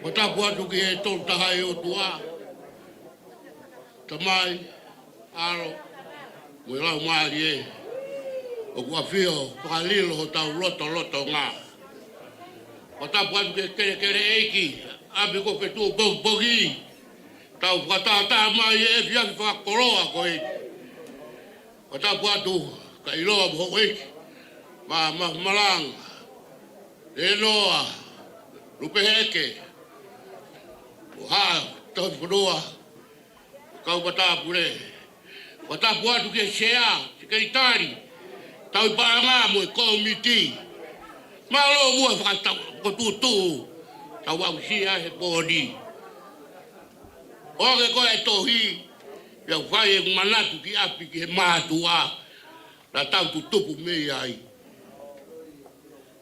baka ma fana mo ni po o ko tau fata e pia vidi ko ata mai ai fonga o e kakai na ma wa tu he koro ilo mo ho eki taki mai ai fana u mo fanga mo pura ke la wilo kwa yele a hotel koro ko si pero fatai ta ko ve pa ko tau walu ko di ko fa da uia mo mako puna o hola me tonga mo unga hola me tonga kitikepu le malanga tatau ta mai ko ta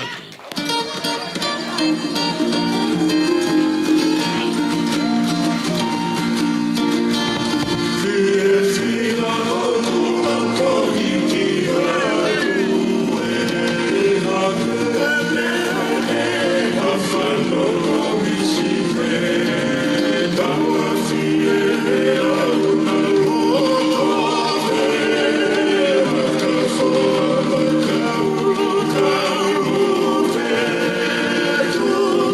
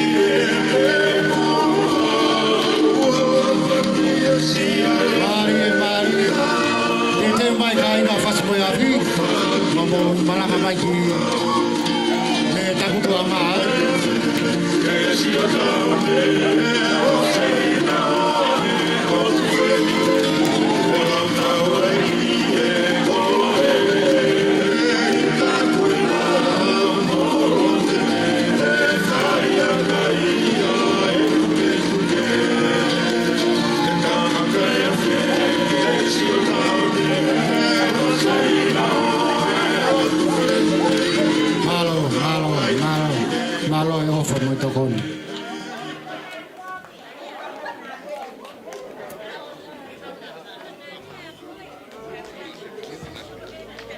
Koe, maro abito, koe, whalawa mai ne tālunga, pa me whanau pa me hapi koloto langi, pa me walungi au, tolu noa, a ke o ni mawhe, hongo fulu.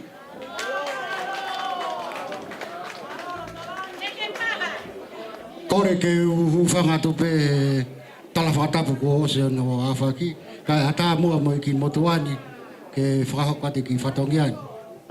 Lele noa, patolo watu. Kai hoke mua e whainga maari e, o mai mua whainga maari e, ke kainga atongi me i whasi mo iafi, atongi ke whakahoko ki tālunga maawhana, ko inga ko e whakatangi na ea wangi ki he komiti a whasi mo iafi, i sene Australia. Pai ko uhinga ia e mau iheni, ko e teke pea langi o tongi. Pea ko kore ato e pēti sei ke tā mai e hei lala tangi o loto palasi, he koe mau pataloni ia ko Princess Pure. Koe pure lahi. Pa ko ia e ka inga whasko toa pehena, mo motolu koe nei kei ewa koe ke whangita mai whasi koe ni una kei toe lahi peheni, koe sinkolo. Ko ia e ti sei tae mai whasi, ka e take atu mua e tahine tālunga, ai koe tahine tālunga ko kalolaine ngatai mau mi helu, ko tā kai whala ia ki whasi mo afi, ki hawea hi kure o helu. Ai a ko hieni mo pāhulu, ai koe kāinga ko ia koe kāinga tataka motonga ko tōpi. Tataka motonga fōa whasi mo afi. Ko ia malo.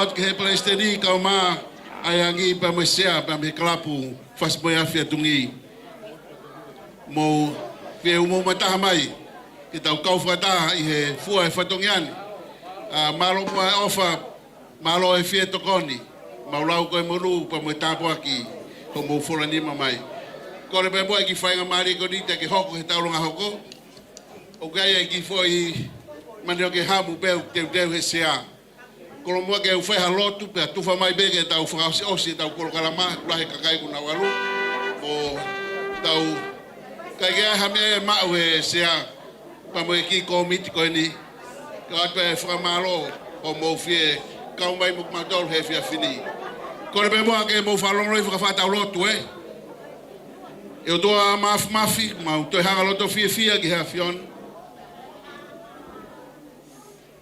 e fa kolo ma wa sia ho ko ma fa na no be ho ma loto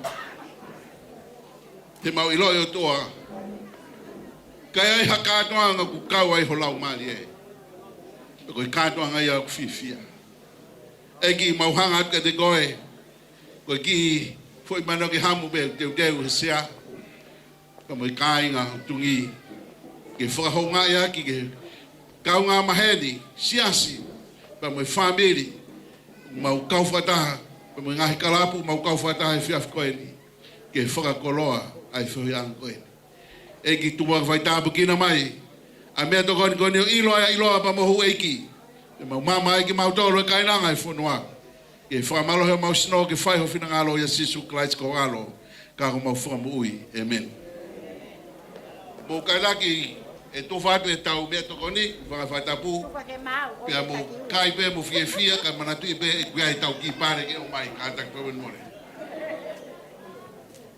Kolege o fanga e fa tapu ka ta mo ki wa te fanga mali ko ni pe a ko hovala e tu fa mai me kai lo ngoa ai pa ka ke te ma ta fa pare ko hingoa ko pele naise halapu atu akalau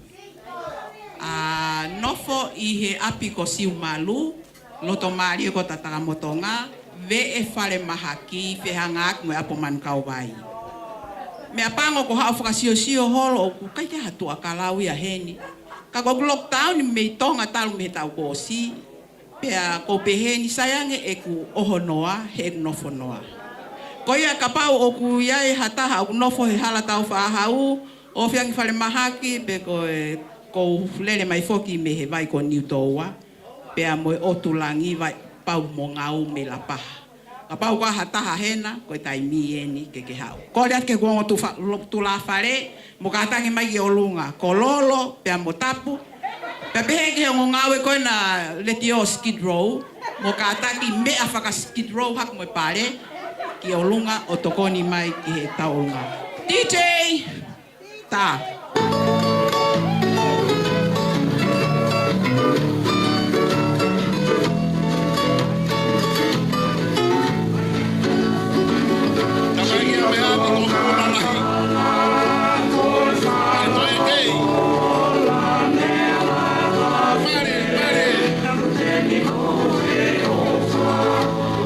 Shaka for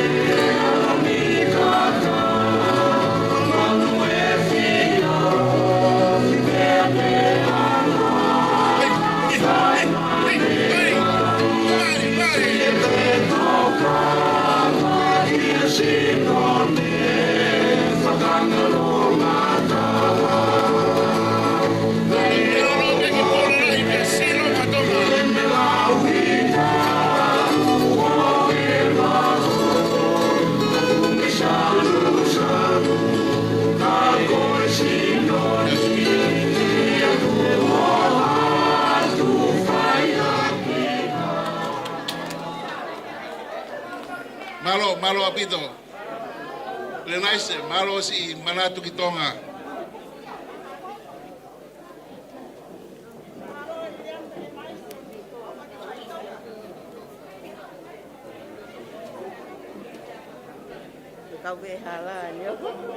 Kau si o ke u toi foki pe au pele nai se hala pua he poni. O si vai talunga.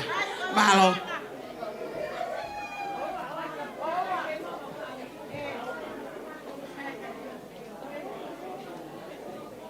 Kole peke whakatulo watu mo iloa mo horeiki te atu ke u whanga he tala whakatapu ko kamata aki e katoanga fia ai kolo kakala.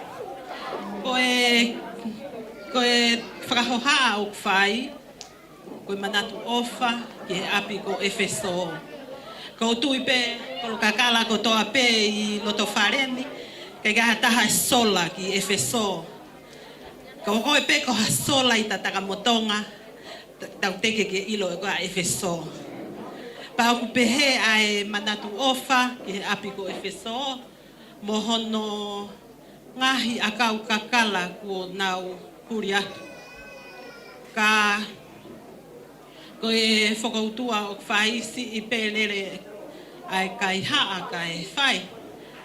Pea te kai ke uwhie osi au ia rea ko uwhie rea pea ko whai ange pau toki ma utaimi ke ulea hamea. Whamure mole at pe iloa. Ka koe koe manatua o whaia e whangamokopuna ana se ni veiongo. Pehe ki he tahine ko mere pasmata leone. Sanario halafihi, nia halafihi. Pehe ki api ko utlani waka. Pau kuai mo mau ki i kui. Koe tau reke reka taha ia. Ai whaleloto e tuu koe ki tangata e ki ta e iloa. Ko lo sin ko lo matangi. Ko koe pe hena o kuai hao manatu ofa ke ngahi hingoa ko ena e whakalau atu. Ko tau tai mien o whaatu. Whanau ia pa me api ko Efeso.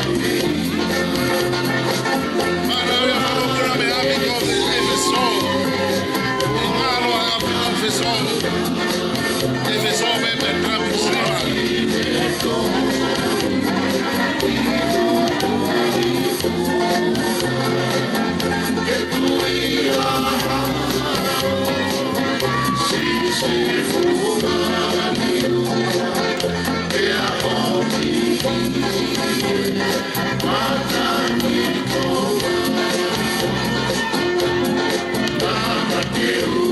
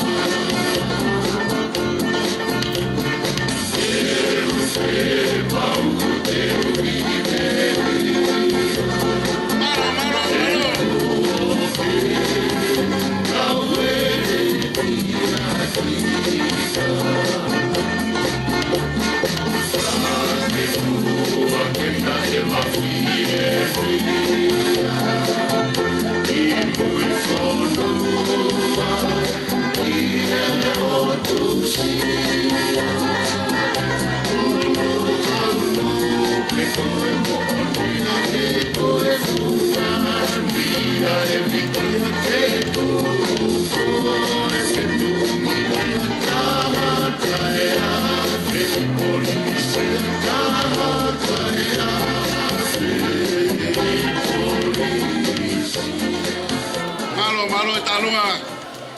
Kana wabuna ba me afiko e fiso. Malo a pito ofa, malo ngā ue lahi mu.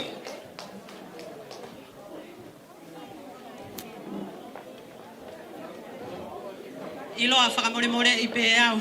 Toki tau te a i au ana iange te uto e whakahoha ape.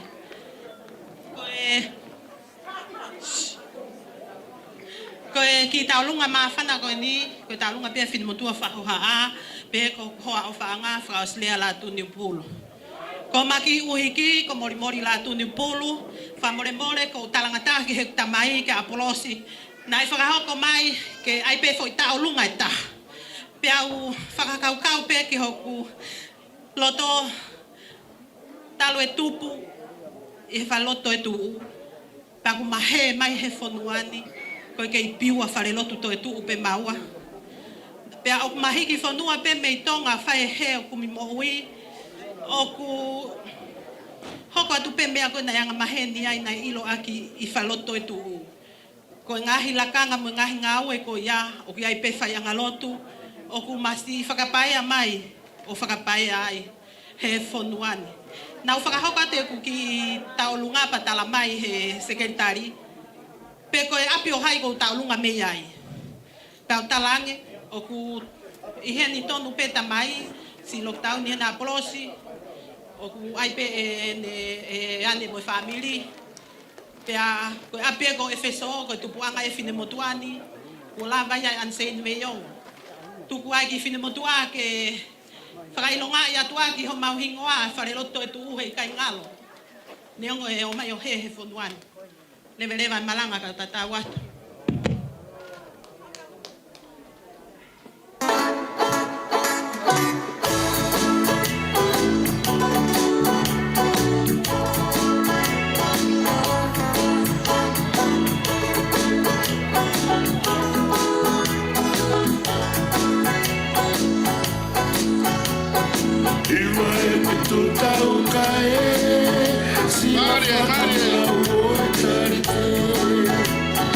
Ako te whihi ai ai mai o boi a materie si ai au manu tawa whari foi ai o se mi oe o whamama suenia e kolomeve makanga oe watua ngā whara Ea ke moi foai e sola Oi moai i e mai whakana E mausa o e kolo kakala Te luia e makana O mano i ono moa O tau whai e tai sau te ala E kaloni pola kane Kolotoni a kua kafo, alame i e pōmoea. Te ia e o whane taunga, o whalotono no koinano. O whiu, o misi ano whea kaika. O fuku e manatu amaka. Ina pea moe ngalu isa e tuai ai pau.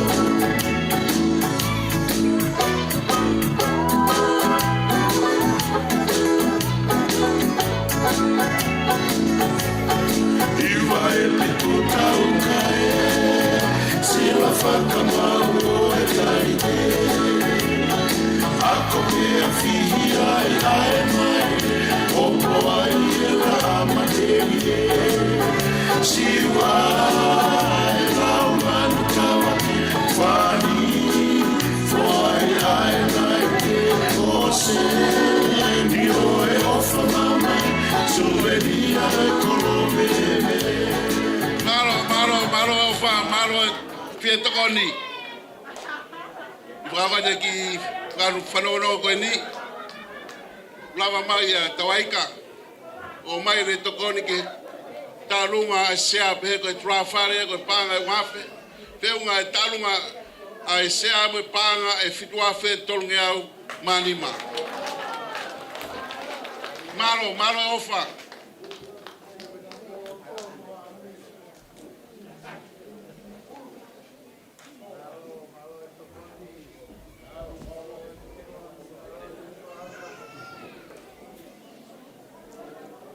Kore ke u whakatulo watu. Pea tala mo kāpui e houa koeni. Kai tā mo ki motuani ke whakahoko atu e ki talunga whakatua koeni. Si whanau mo e whakamokopuna tungi tau hene po koeni. Fia pe mo mawhana e loto motuani. Ke mautu pe o whaiha pou. Ko ngā ko e apina e si whaia e tutupu. I e kolo tungi. Pa neo ngoi ku mau mai ke whonuani o taka holo ai, ka kou mana tu. Na mau he api ko vei.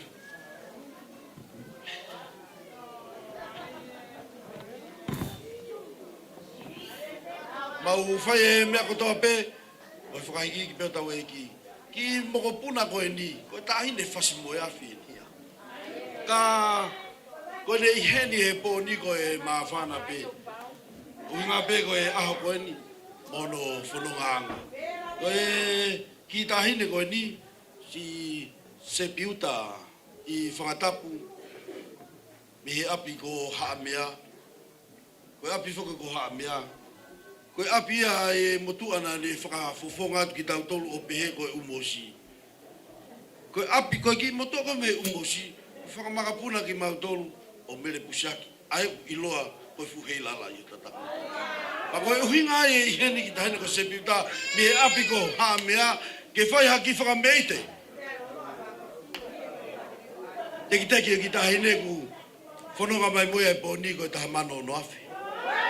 Ke whakamahino kia teki mōtolu o tau taha pehe mea o tau kāki ai.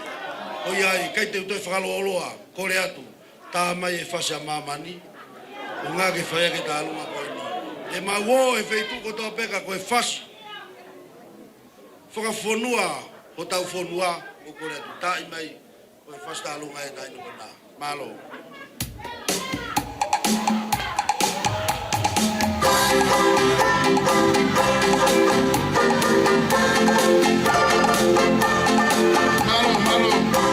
Malo sonas.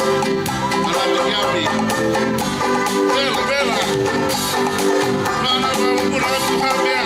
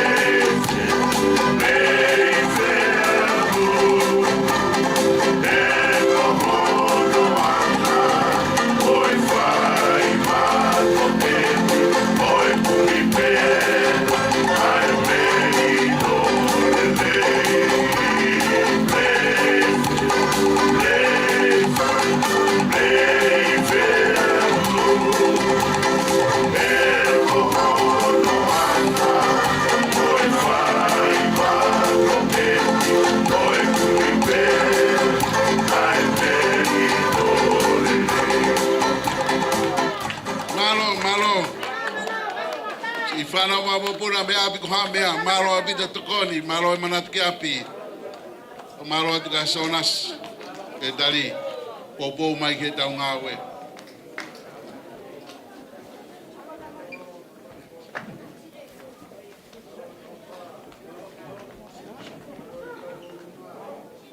Tapa moe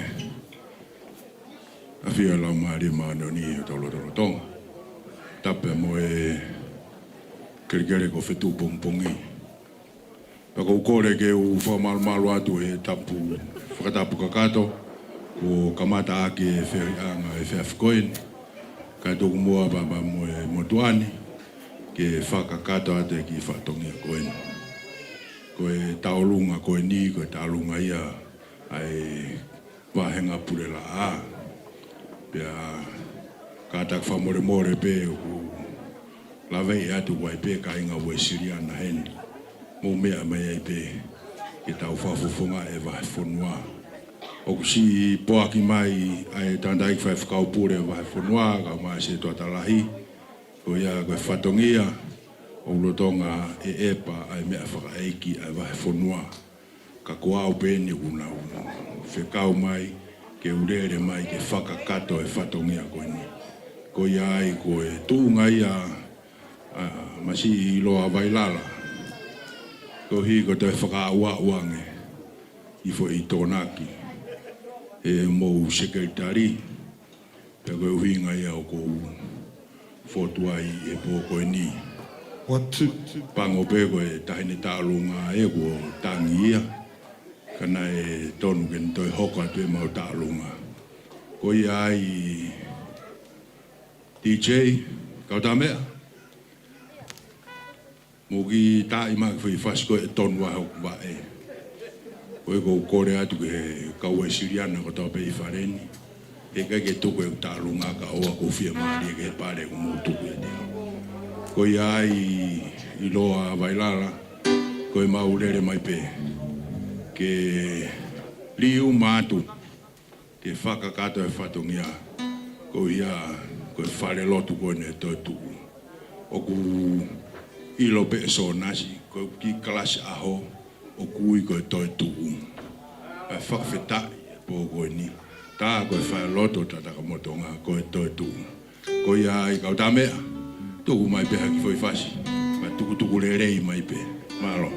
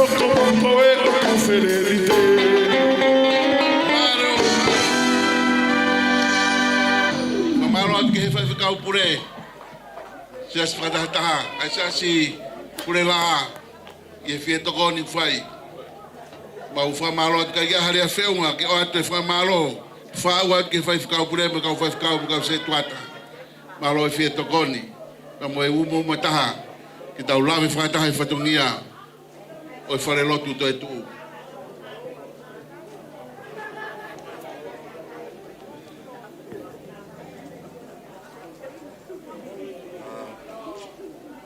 Ole pege u whakamalmala te e whatapoto bene matake kātanga kawhini.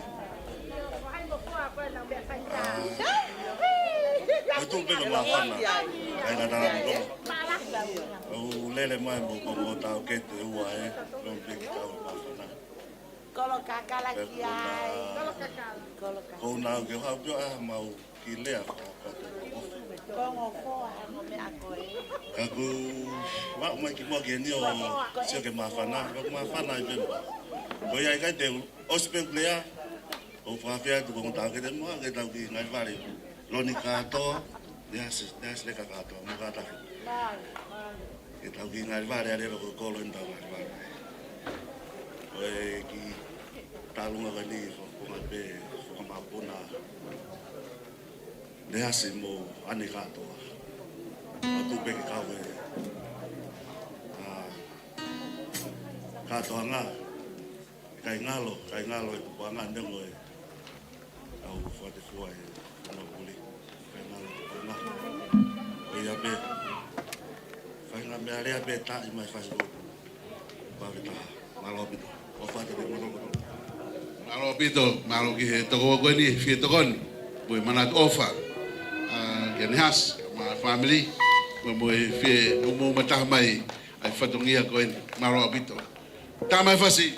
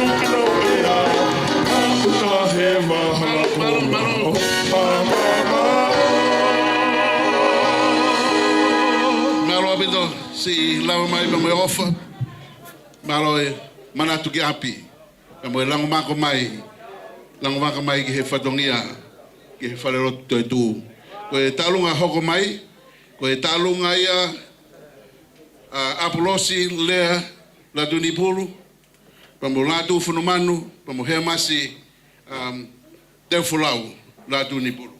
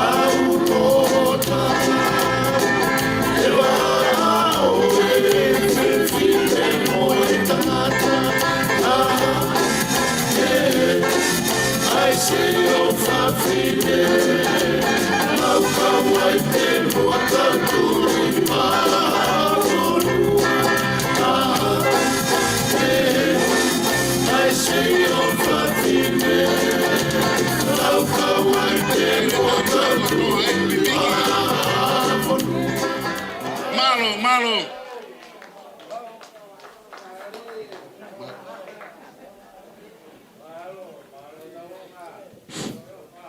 Ai kau tau ai o tua whaitangan. Ai homo mafumu a. Tau o e whiunga fua. Tui si te mauiko.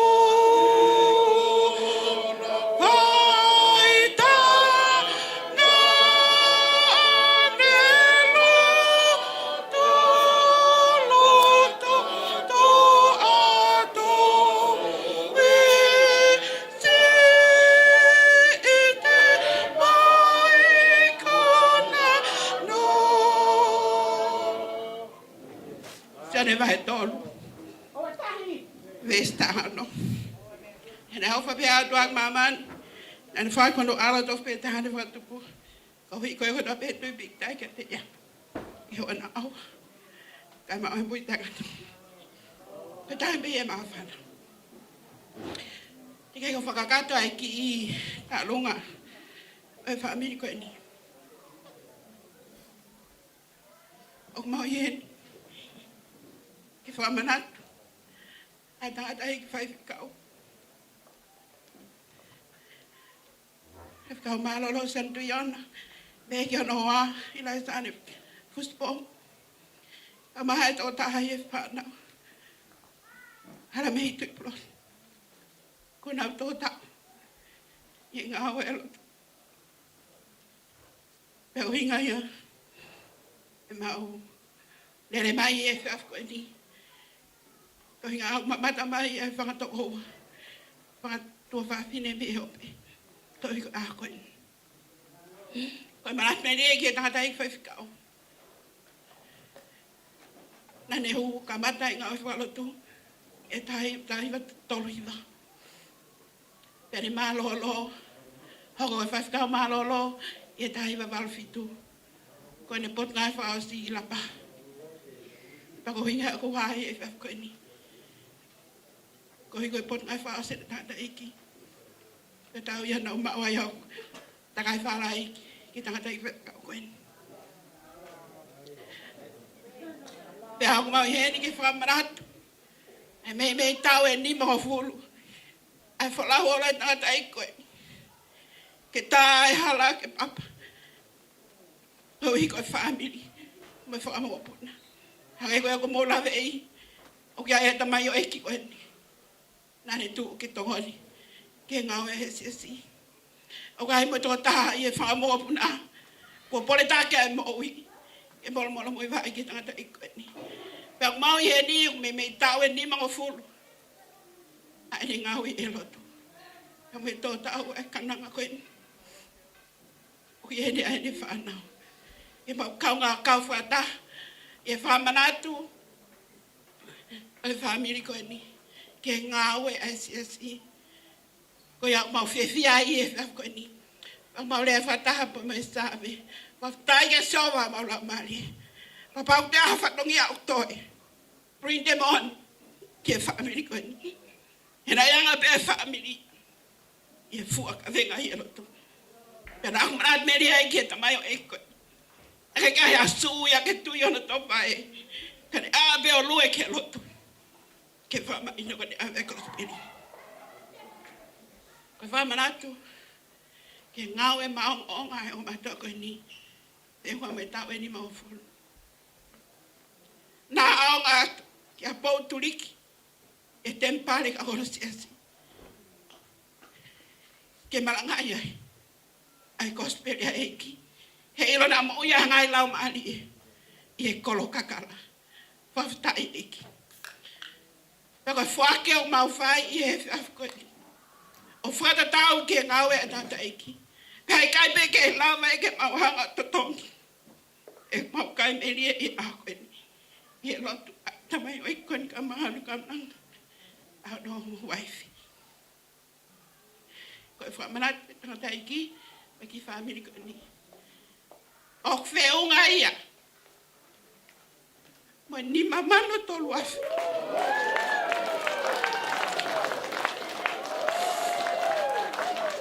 Asa tahaya pa mai lawa e puna ke. Sisu ke mau. E ngai meto. Talenti ngai ta. Whanau whare mo e kolo. Ko ngau tai heni ai. Ke ta hangalanga e tempare o eiki. Ke marangai e kosperi. Ai ka inga tungi. Ka tumba ke whaosi atu. Kata ke e whalolo. Nau tarangi o kua. O ku ke ilo ka hoa tau ke hau mi uiha. Pea pau ko ke whai.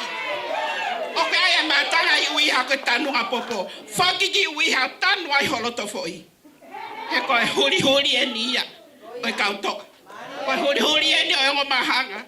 Ana omi ki tonga. Whakawhei poula ki hau tau i. Ai tau. Ko hono tuwahi. Pea pore take e mo ui. Ke tuku pā ki ngau e eiki. Oi kai ngata pe i heni. Kai ngata na motonga. Koa mea utata whehu ia ngawe eiki. Tao o tanu e pou. Tao o fotu e nempale. He nai whakahuafa ia koe toi tuu. Koa mea koe ha. He kua toi tua eiki. Pea kua toi tuu mo ui. Hallelujah.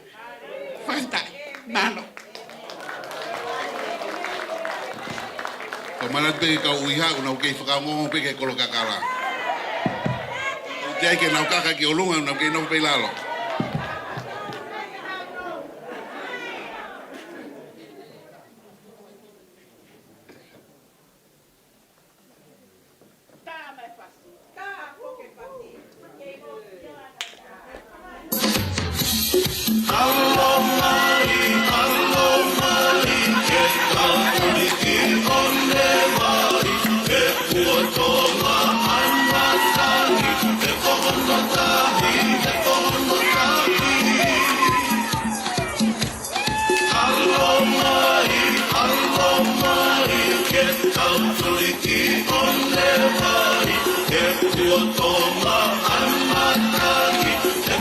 Matani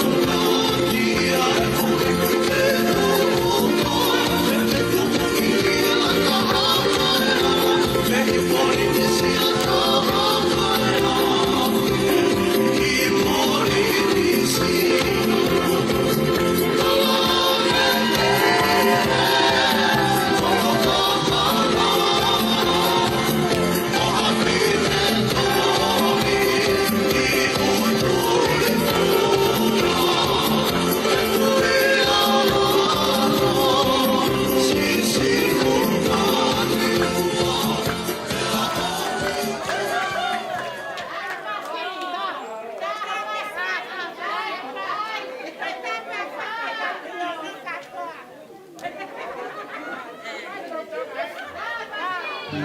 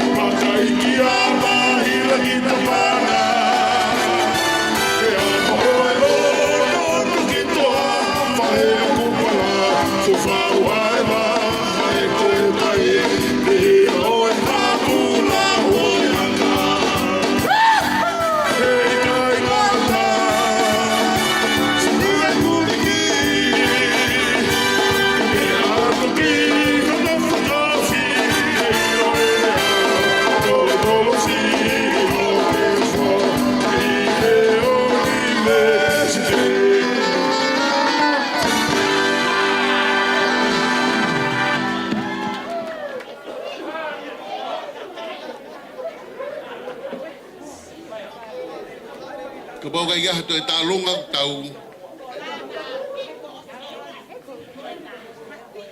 Ka hore waki he tālunga, ka puni ka bau kai te ai ha, ka tālunga, ko e tālunga ia a tonga, ka mo e family.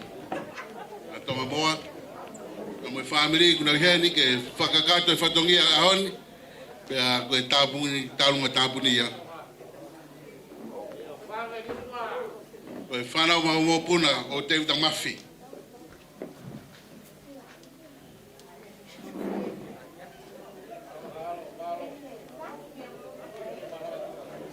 Ko e tālunga, te uia te tau ngahi tālunga i loana e pahanga e fituafe, tolungi au manima. Se misi tā i pahanga e valungi au humufulu. E ne riwa o tangi, pahanga e toluafe whangi au fitunima. Ana tuputau, panga e tahafe tolungi au tahanima. Panga maapuna, maumalanga, panga e fituafe, ononima. Fetu pongi pongi, panga e tahamano, limangi au ononima. Ko waita, panga e tahafe tolungi au nimenima. Maria la taimilise, panga e tahafe limangi au nimenima. Ko loto langi, panga e whaafe, te au walnoa. Chas whakataha, panga e wafe walungi au whanoa. Ko elea, ai toa panga e noafe walungi au tau noa. Mafumalanga, panga e wafe nimangi au fit noa. Ko nusi malu panga e tahamano, whafe. Tahamano, whangi au wanima. Talunga ia alere noam. Nusi pa mwe family. Api ko ana manu panga e wafe, uangi au whanoa. Whanoa kosime api ko ahau panga e tahafe uangi au whanoa. Wa mupuna hola koe panga e whafe, whangi au hongfulu. Malo apita ofa, malo fuaki.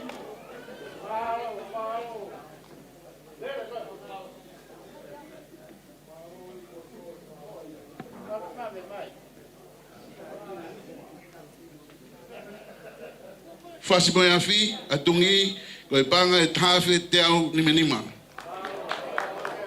Tua kalau panga e walungi au fitnoa. Veiongo e feso, panga ni mafe te au. Sia pamolea latuni pulu, panga e tahafe walungi au fitnoa. So nasi panga e tamano waluafe. Sasi pulela asleria koe panga e wafe ni mangia hungfulu. Malo apita ofa.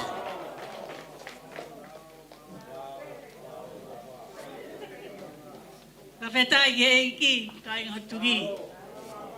Ko tawa mai ki he tō mui o e katoanga tau whai i e whiaf koe. Ko kore atu ki e whangamaka puna o teita mawhi o asena pa mō mea mai ko runga.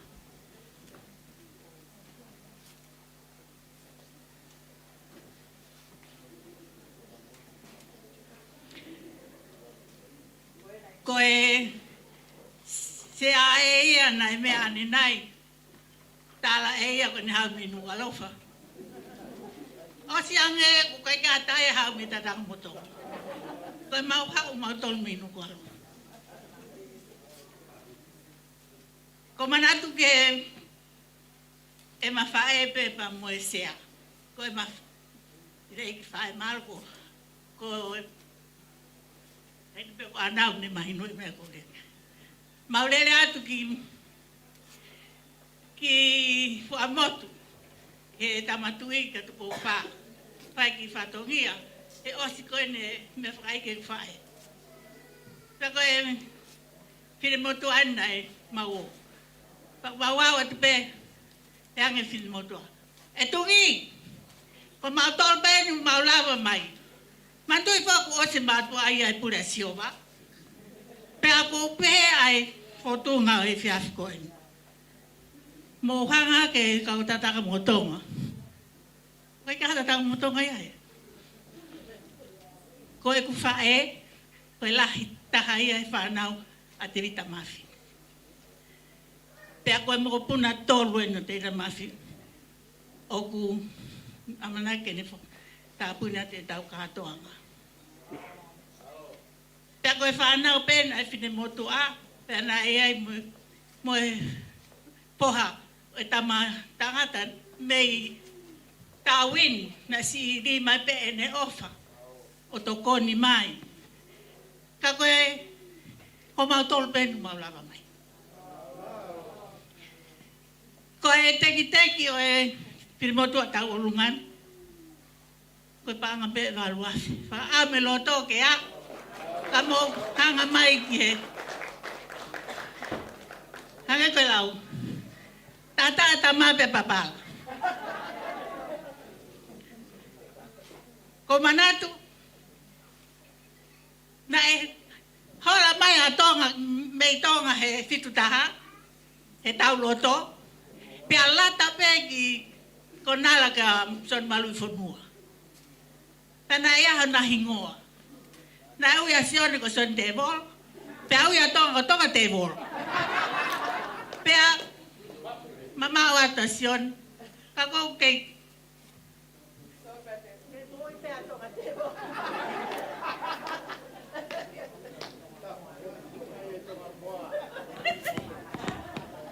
Tonga mua koe. Hingoa ia nukalofa. Koe mau lele mai foku me he whanga ko fui pā. I te taka motonga. Ko hanga ki he tohi ko e, ko mana tui pe, nā ku lau tohi whakasāpate, te au whakame, i he tokati e taka motonga uraki. Te au, ma koe tau e ua pe tolu, pa te kaulea ke mau whoke anki koro, ke o ki ako. Ka koe loto, ko whaam ke a, ka kōsio no ngā tanga pe. Teki ko pāngai waluafe, malo. Tāma e kakasi.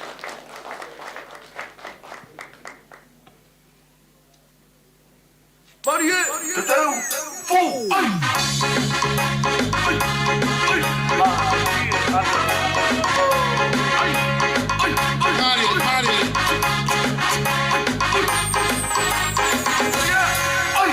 Io vivo e più da un si lo fa chiamare poi da te. Se a figli ai mai le o poi è la materia. Si fa la umano da che fani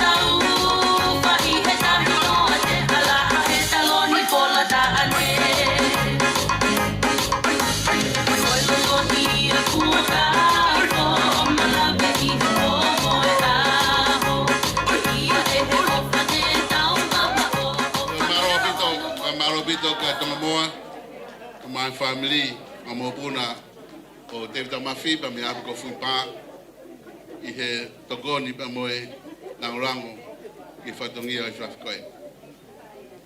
I mo tau tari ke whakakato mai ngai fatongia koe ni. Na iai ai se niti nai o mai pa mei sonas. Sonas. Ko se areti sonas. Sonas.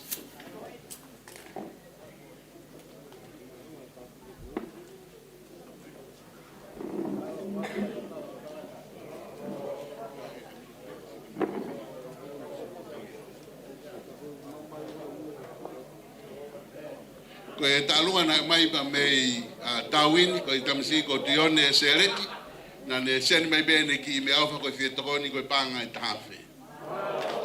Ko mai le lakalaka e tabuni mai e ne talunga ko panga ni mangia ufa malo atu I he ofa. Ko tonga I tau tali ki whama popo a whatongia o e whiawhikuri. Kau ki talano atu ke historia lore. He kutanumia a historia lore ho tau whanua. Tawalu o wa, na e tu utai o no ai, ai waka koe ko St. Michael, koe waka ene hawa lore I he whanga ko fui paongo.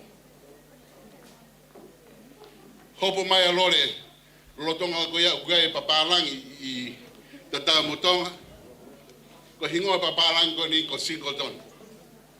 Papalango ni na hao mai na whakahaufu mai me waka kwata primisi.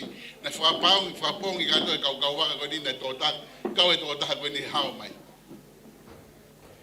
Tuko hifu mai koe alore koe ki tata motonga. Pua wheiloaki e Singletoni alore ki a whatu. Koe hoi ki a mua he taimi koe ia. Pia koe kore koe alore te ualu ki wawau. Te ko hapai. Te ko loto mua. Koe kore koe nai whai whatu, he kai te alu wa wau haapai. Te ke nofo heni I loto ta takamutonga, ka te utauhi koe, ka te utoka ngai koe. Mea pango pe, ne tau pe taha, ai ngawe a lore ta takamutonga. Pea foki. Lotonga koe nai whakai heka lore e waka, o ku te pea tangata ta takamutonga I loto tahi, na u fōpu to poto pe o hiwa pe. Ka koe ni e kore koe nai whai, e fatu koe ke whai whekau. E lore, alu pe o tala ki ho kai ngā. O ku kei whakapo uri pe a tonga. O mau whe mau pe a mau. Pea behena e whanonga lore he wakalo, tonga ni fulau e waha. Na ne hanga ke o toa kore eiki. Na aonga nai huk taimi. Pena hoko pe o mau taimi. O taimi tataka motonga. Na folo o toa ke lore tangi ko mea ko na ngoi lore tangi he o toa ke lore io ko taimi ta motonga na ya ke hoko pe ta motonga e wa ke ahoni ko senta fa lau mari I tonga ka toa ne ko tanumia a historia lore na hawa lore e ki hen to e foki anga lore Mr. Thomas ka toa mo ka tama ko ya na na famo ka lore ko superintendent dia ai Pasifiki me fisi tonga pa mundu sila. Ke mahino ai ngawe maonga na fai e whawhikau koe. Pea kou tau tui o te whamanatu e tatanga motonga. Ai tau wange au alore tau fo ou. E ne tūta e tatanga motonga. Pea kou tui, ia he ahu whaampe ke hawa. Ai potaka tau o celebrate a whareto e tuu. Pa mo e hoko mai alore o mai ai koloa ko ia tanu lo tamotonga tau mo ia ahon.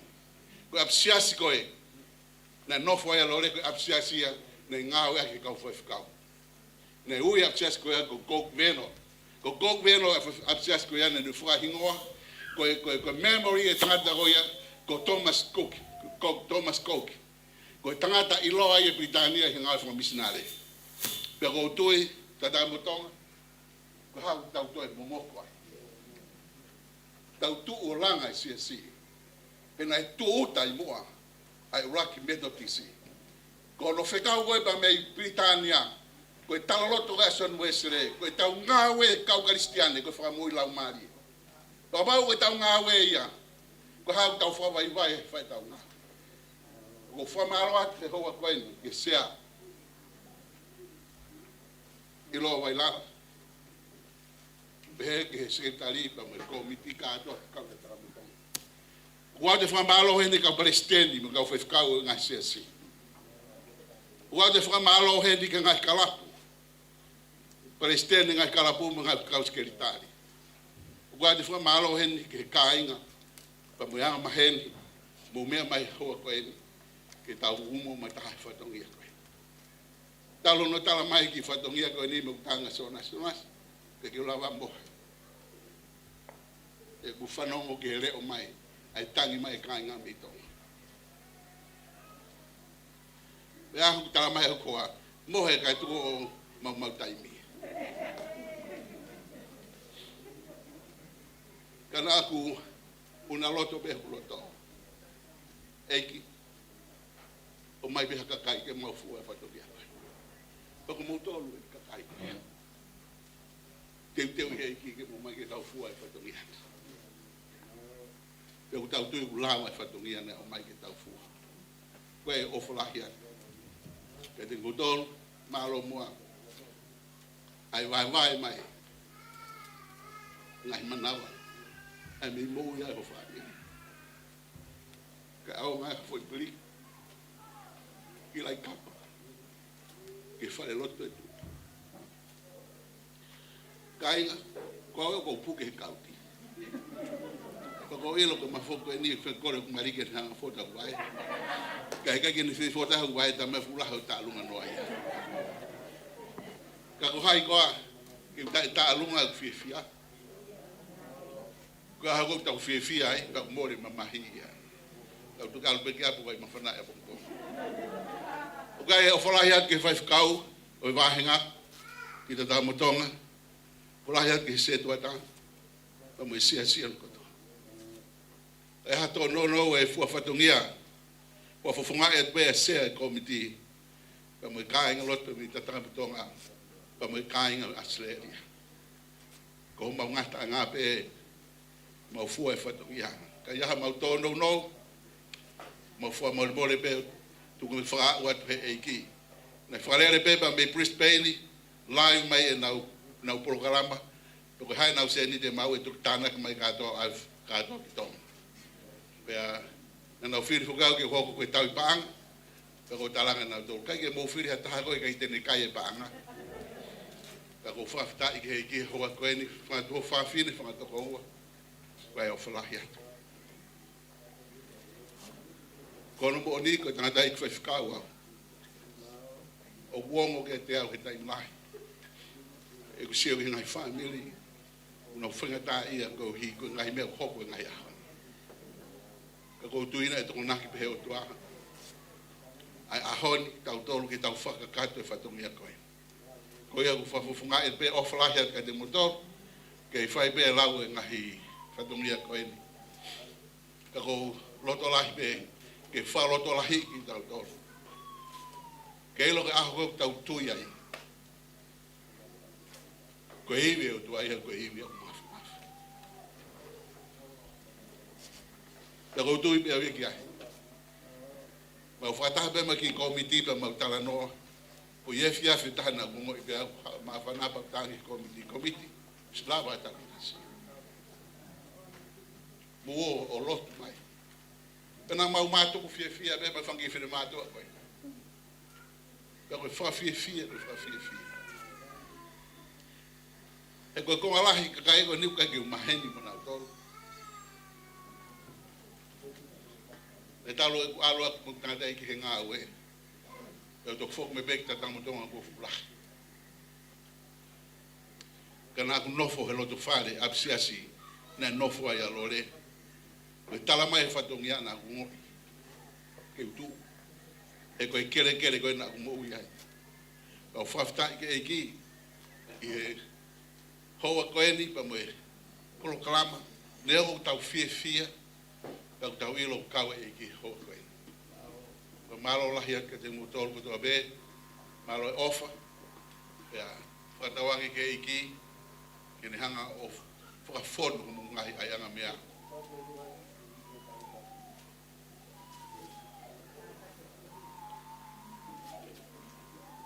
e ke whakaha mo e tau tarunga tapuni.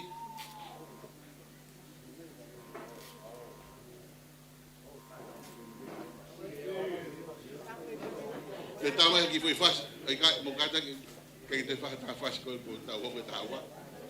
Mo ki kui pēo o lotu pēo mo tau whakamaro whakataka.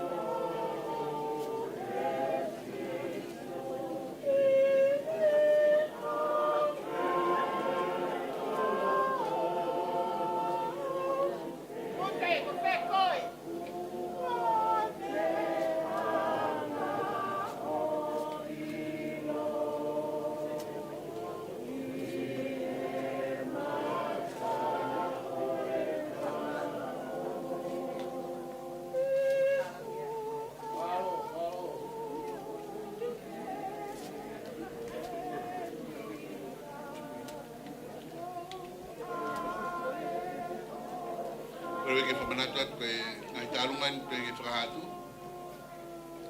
O ni hasi katoa koe panga tahawhi whangi au whanoa. Koe tālunga aprosi mo latu whanumanu ko hea masi latu nipulu. Koe panga e tamanu wafe ni mangiau.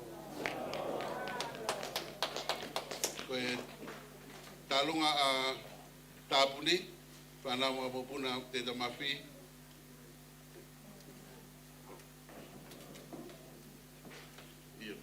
Koe Pulispeini, koe concert koe a Pulispeini, koe panga e tamano whafe uangiau. No, koe tamano whangiau wanima, whamanmore. Malo Pulispeini.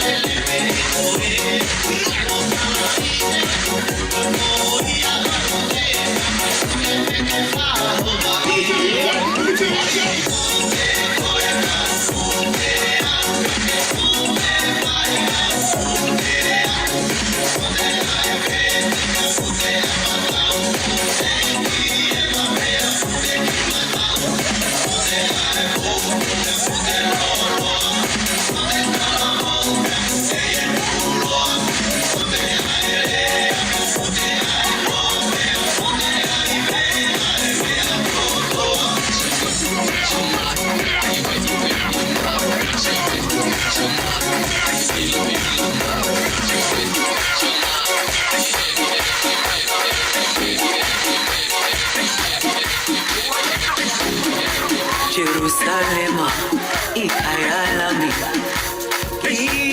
ilondoloze uhambe nami tungangishilana Jerusalema ikayalami ilondoloze uhambe nami tungangishilana dawo yami alikhulana buso wami awukhulana Kara fa mulmol ke fa ho wat leva tau fa o se tau mai talunga. Ko talunga fa manato si on diono. Ko banga ni mamano fafe onongea manima. Ko talunga fa na mo kapuna o te vita mafi we panga e baluafe o no ngeau o no nima malo apito ai ofa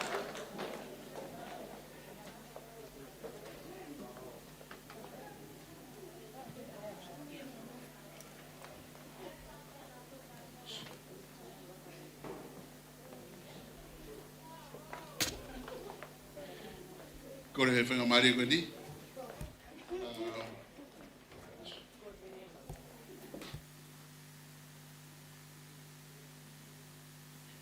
Kora ke sea a iloa wailala, mea mai mua o whakahoko e tau whakalufua e tau seniti. Pea kore a tēni ke whakau pa mei Steven Fifita, e kau mua o tā whakatabui ai mea whani.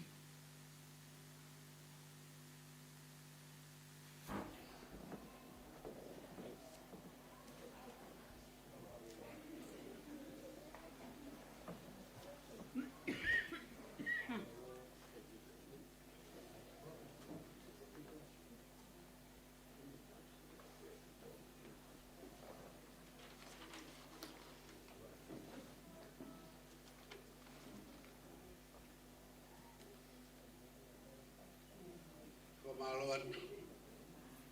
He ofa ko mufai.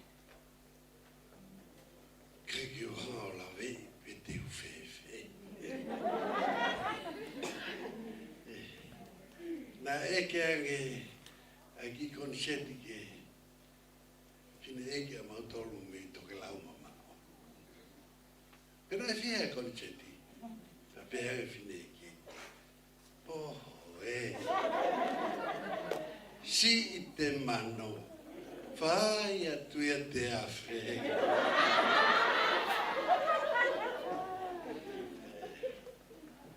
O malo atu, atu beki e eki pe mure. O malo ko fai shikau, ke ne whakakakato atu. Ko ia ko mo fai boni, o whiunga ia, mai takilu, waru manu. Lima, tolu mea uanoa.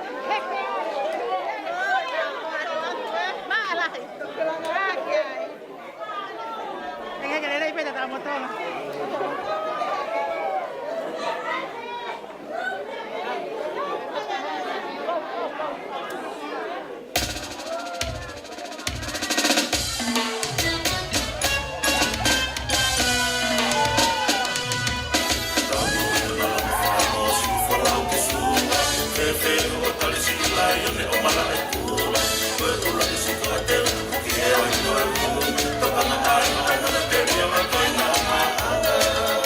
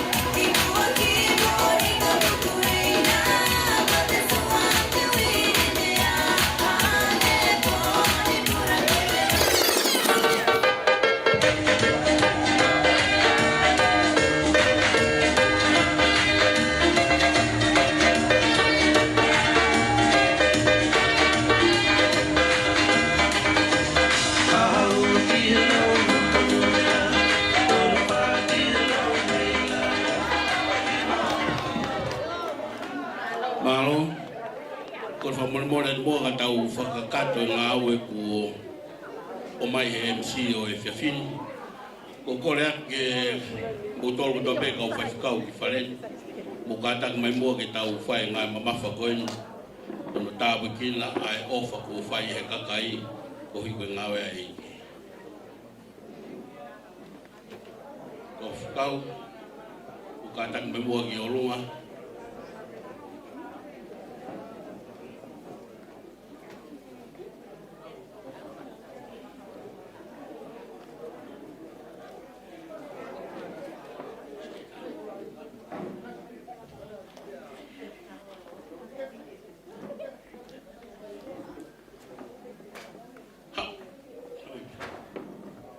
Katang mai mua sekretari mua.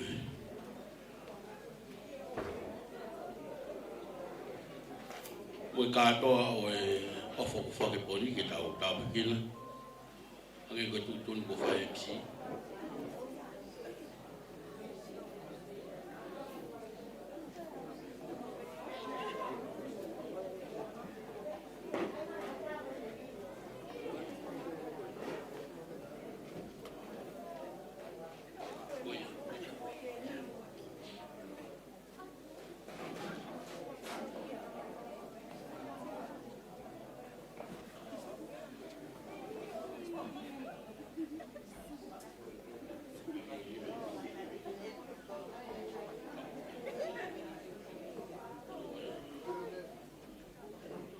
Sa ki tau lotu. E o tua maafi ko mau tamai whahewani a Fiona. Mau whawhita i atu ko hui ko mau ikona ai ngā awe lahi o e pōni. Ka pau nei kai te ke kau he ngā awe e pōni ko kula noa e ngosia o mau whai. Ka whaha he ora o e pōni ai kau mai a Fiona e o mau ikona ai ngā awe e pōni. Eki koe ofai ko fai e he sea. Kai kau mau rakanga pe peheki he kāinga ko toa peo tungi. Ko hapai ho ao. Koe kakawa, ko iwi, aho kakai, koe hui pe ko ho ngāwe. Ukai koe mau fuaki ko hui koe tangata. Ka koe fuaki ko hui koe huafa o ea Fiona. Tāpe kina mai ai ofa koe ni. Ke ngāwe whapoto ak e ho kakai. Ko hui ko sino ha mai o Fiona ka ko hosiasi. Eki ko na panga maari a ka to ngani. Pe mau fafoki ai tapua pe mo gloria mo monuia ko to pe ke lang ia Fiona. Ta bikila mai sea ka uma na dai fai kau ka mau lakanga. Pe mo komiti ai kolo kakala ka uma ka inga ko to pe ku he poni. Eki mau loto atu tupangia ka tu pa monuia pe mo tapua. Fai nasa ke hoka kai pe mo fuaki ko fai e poni.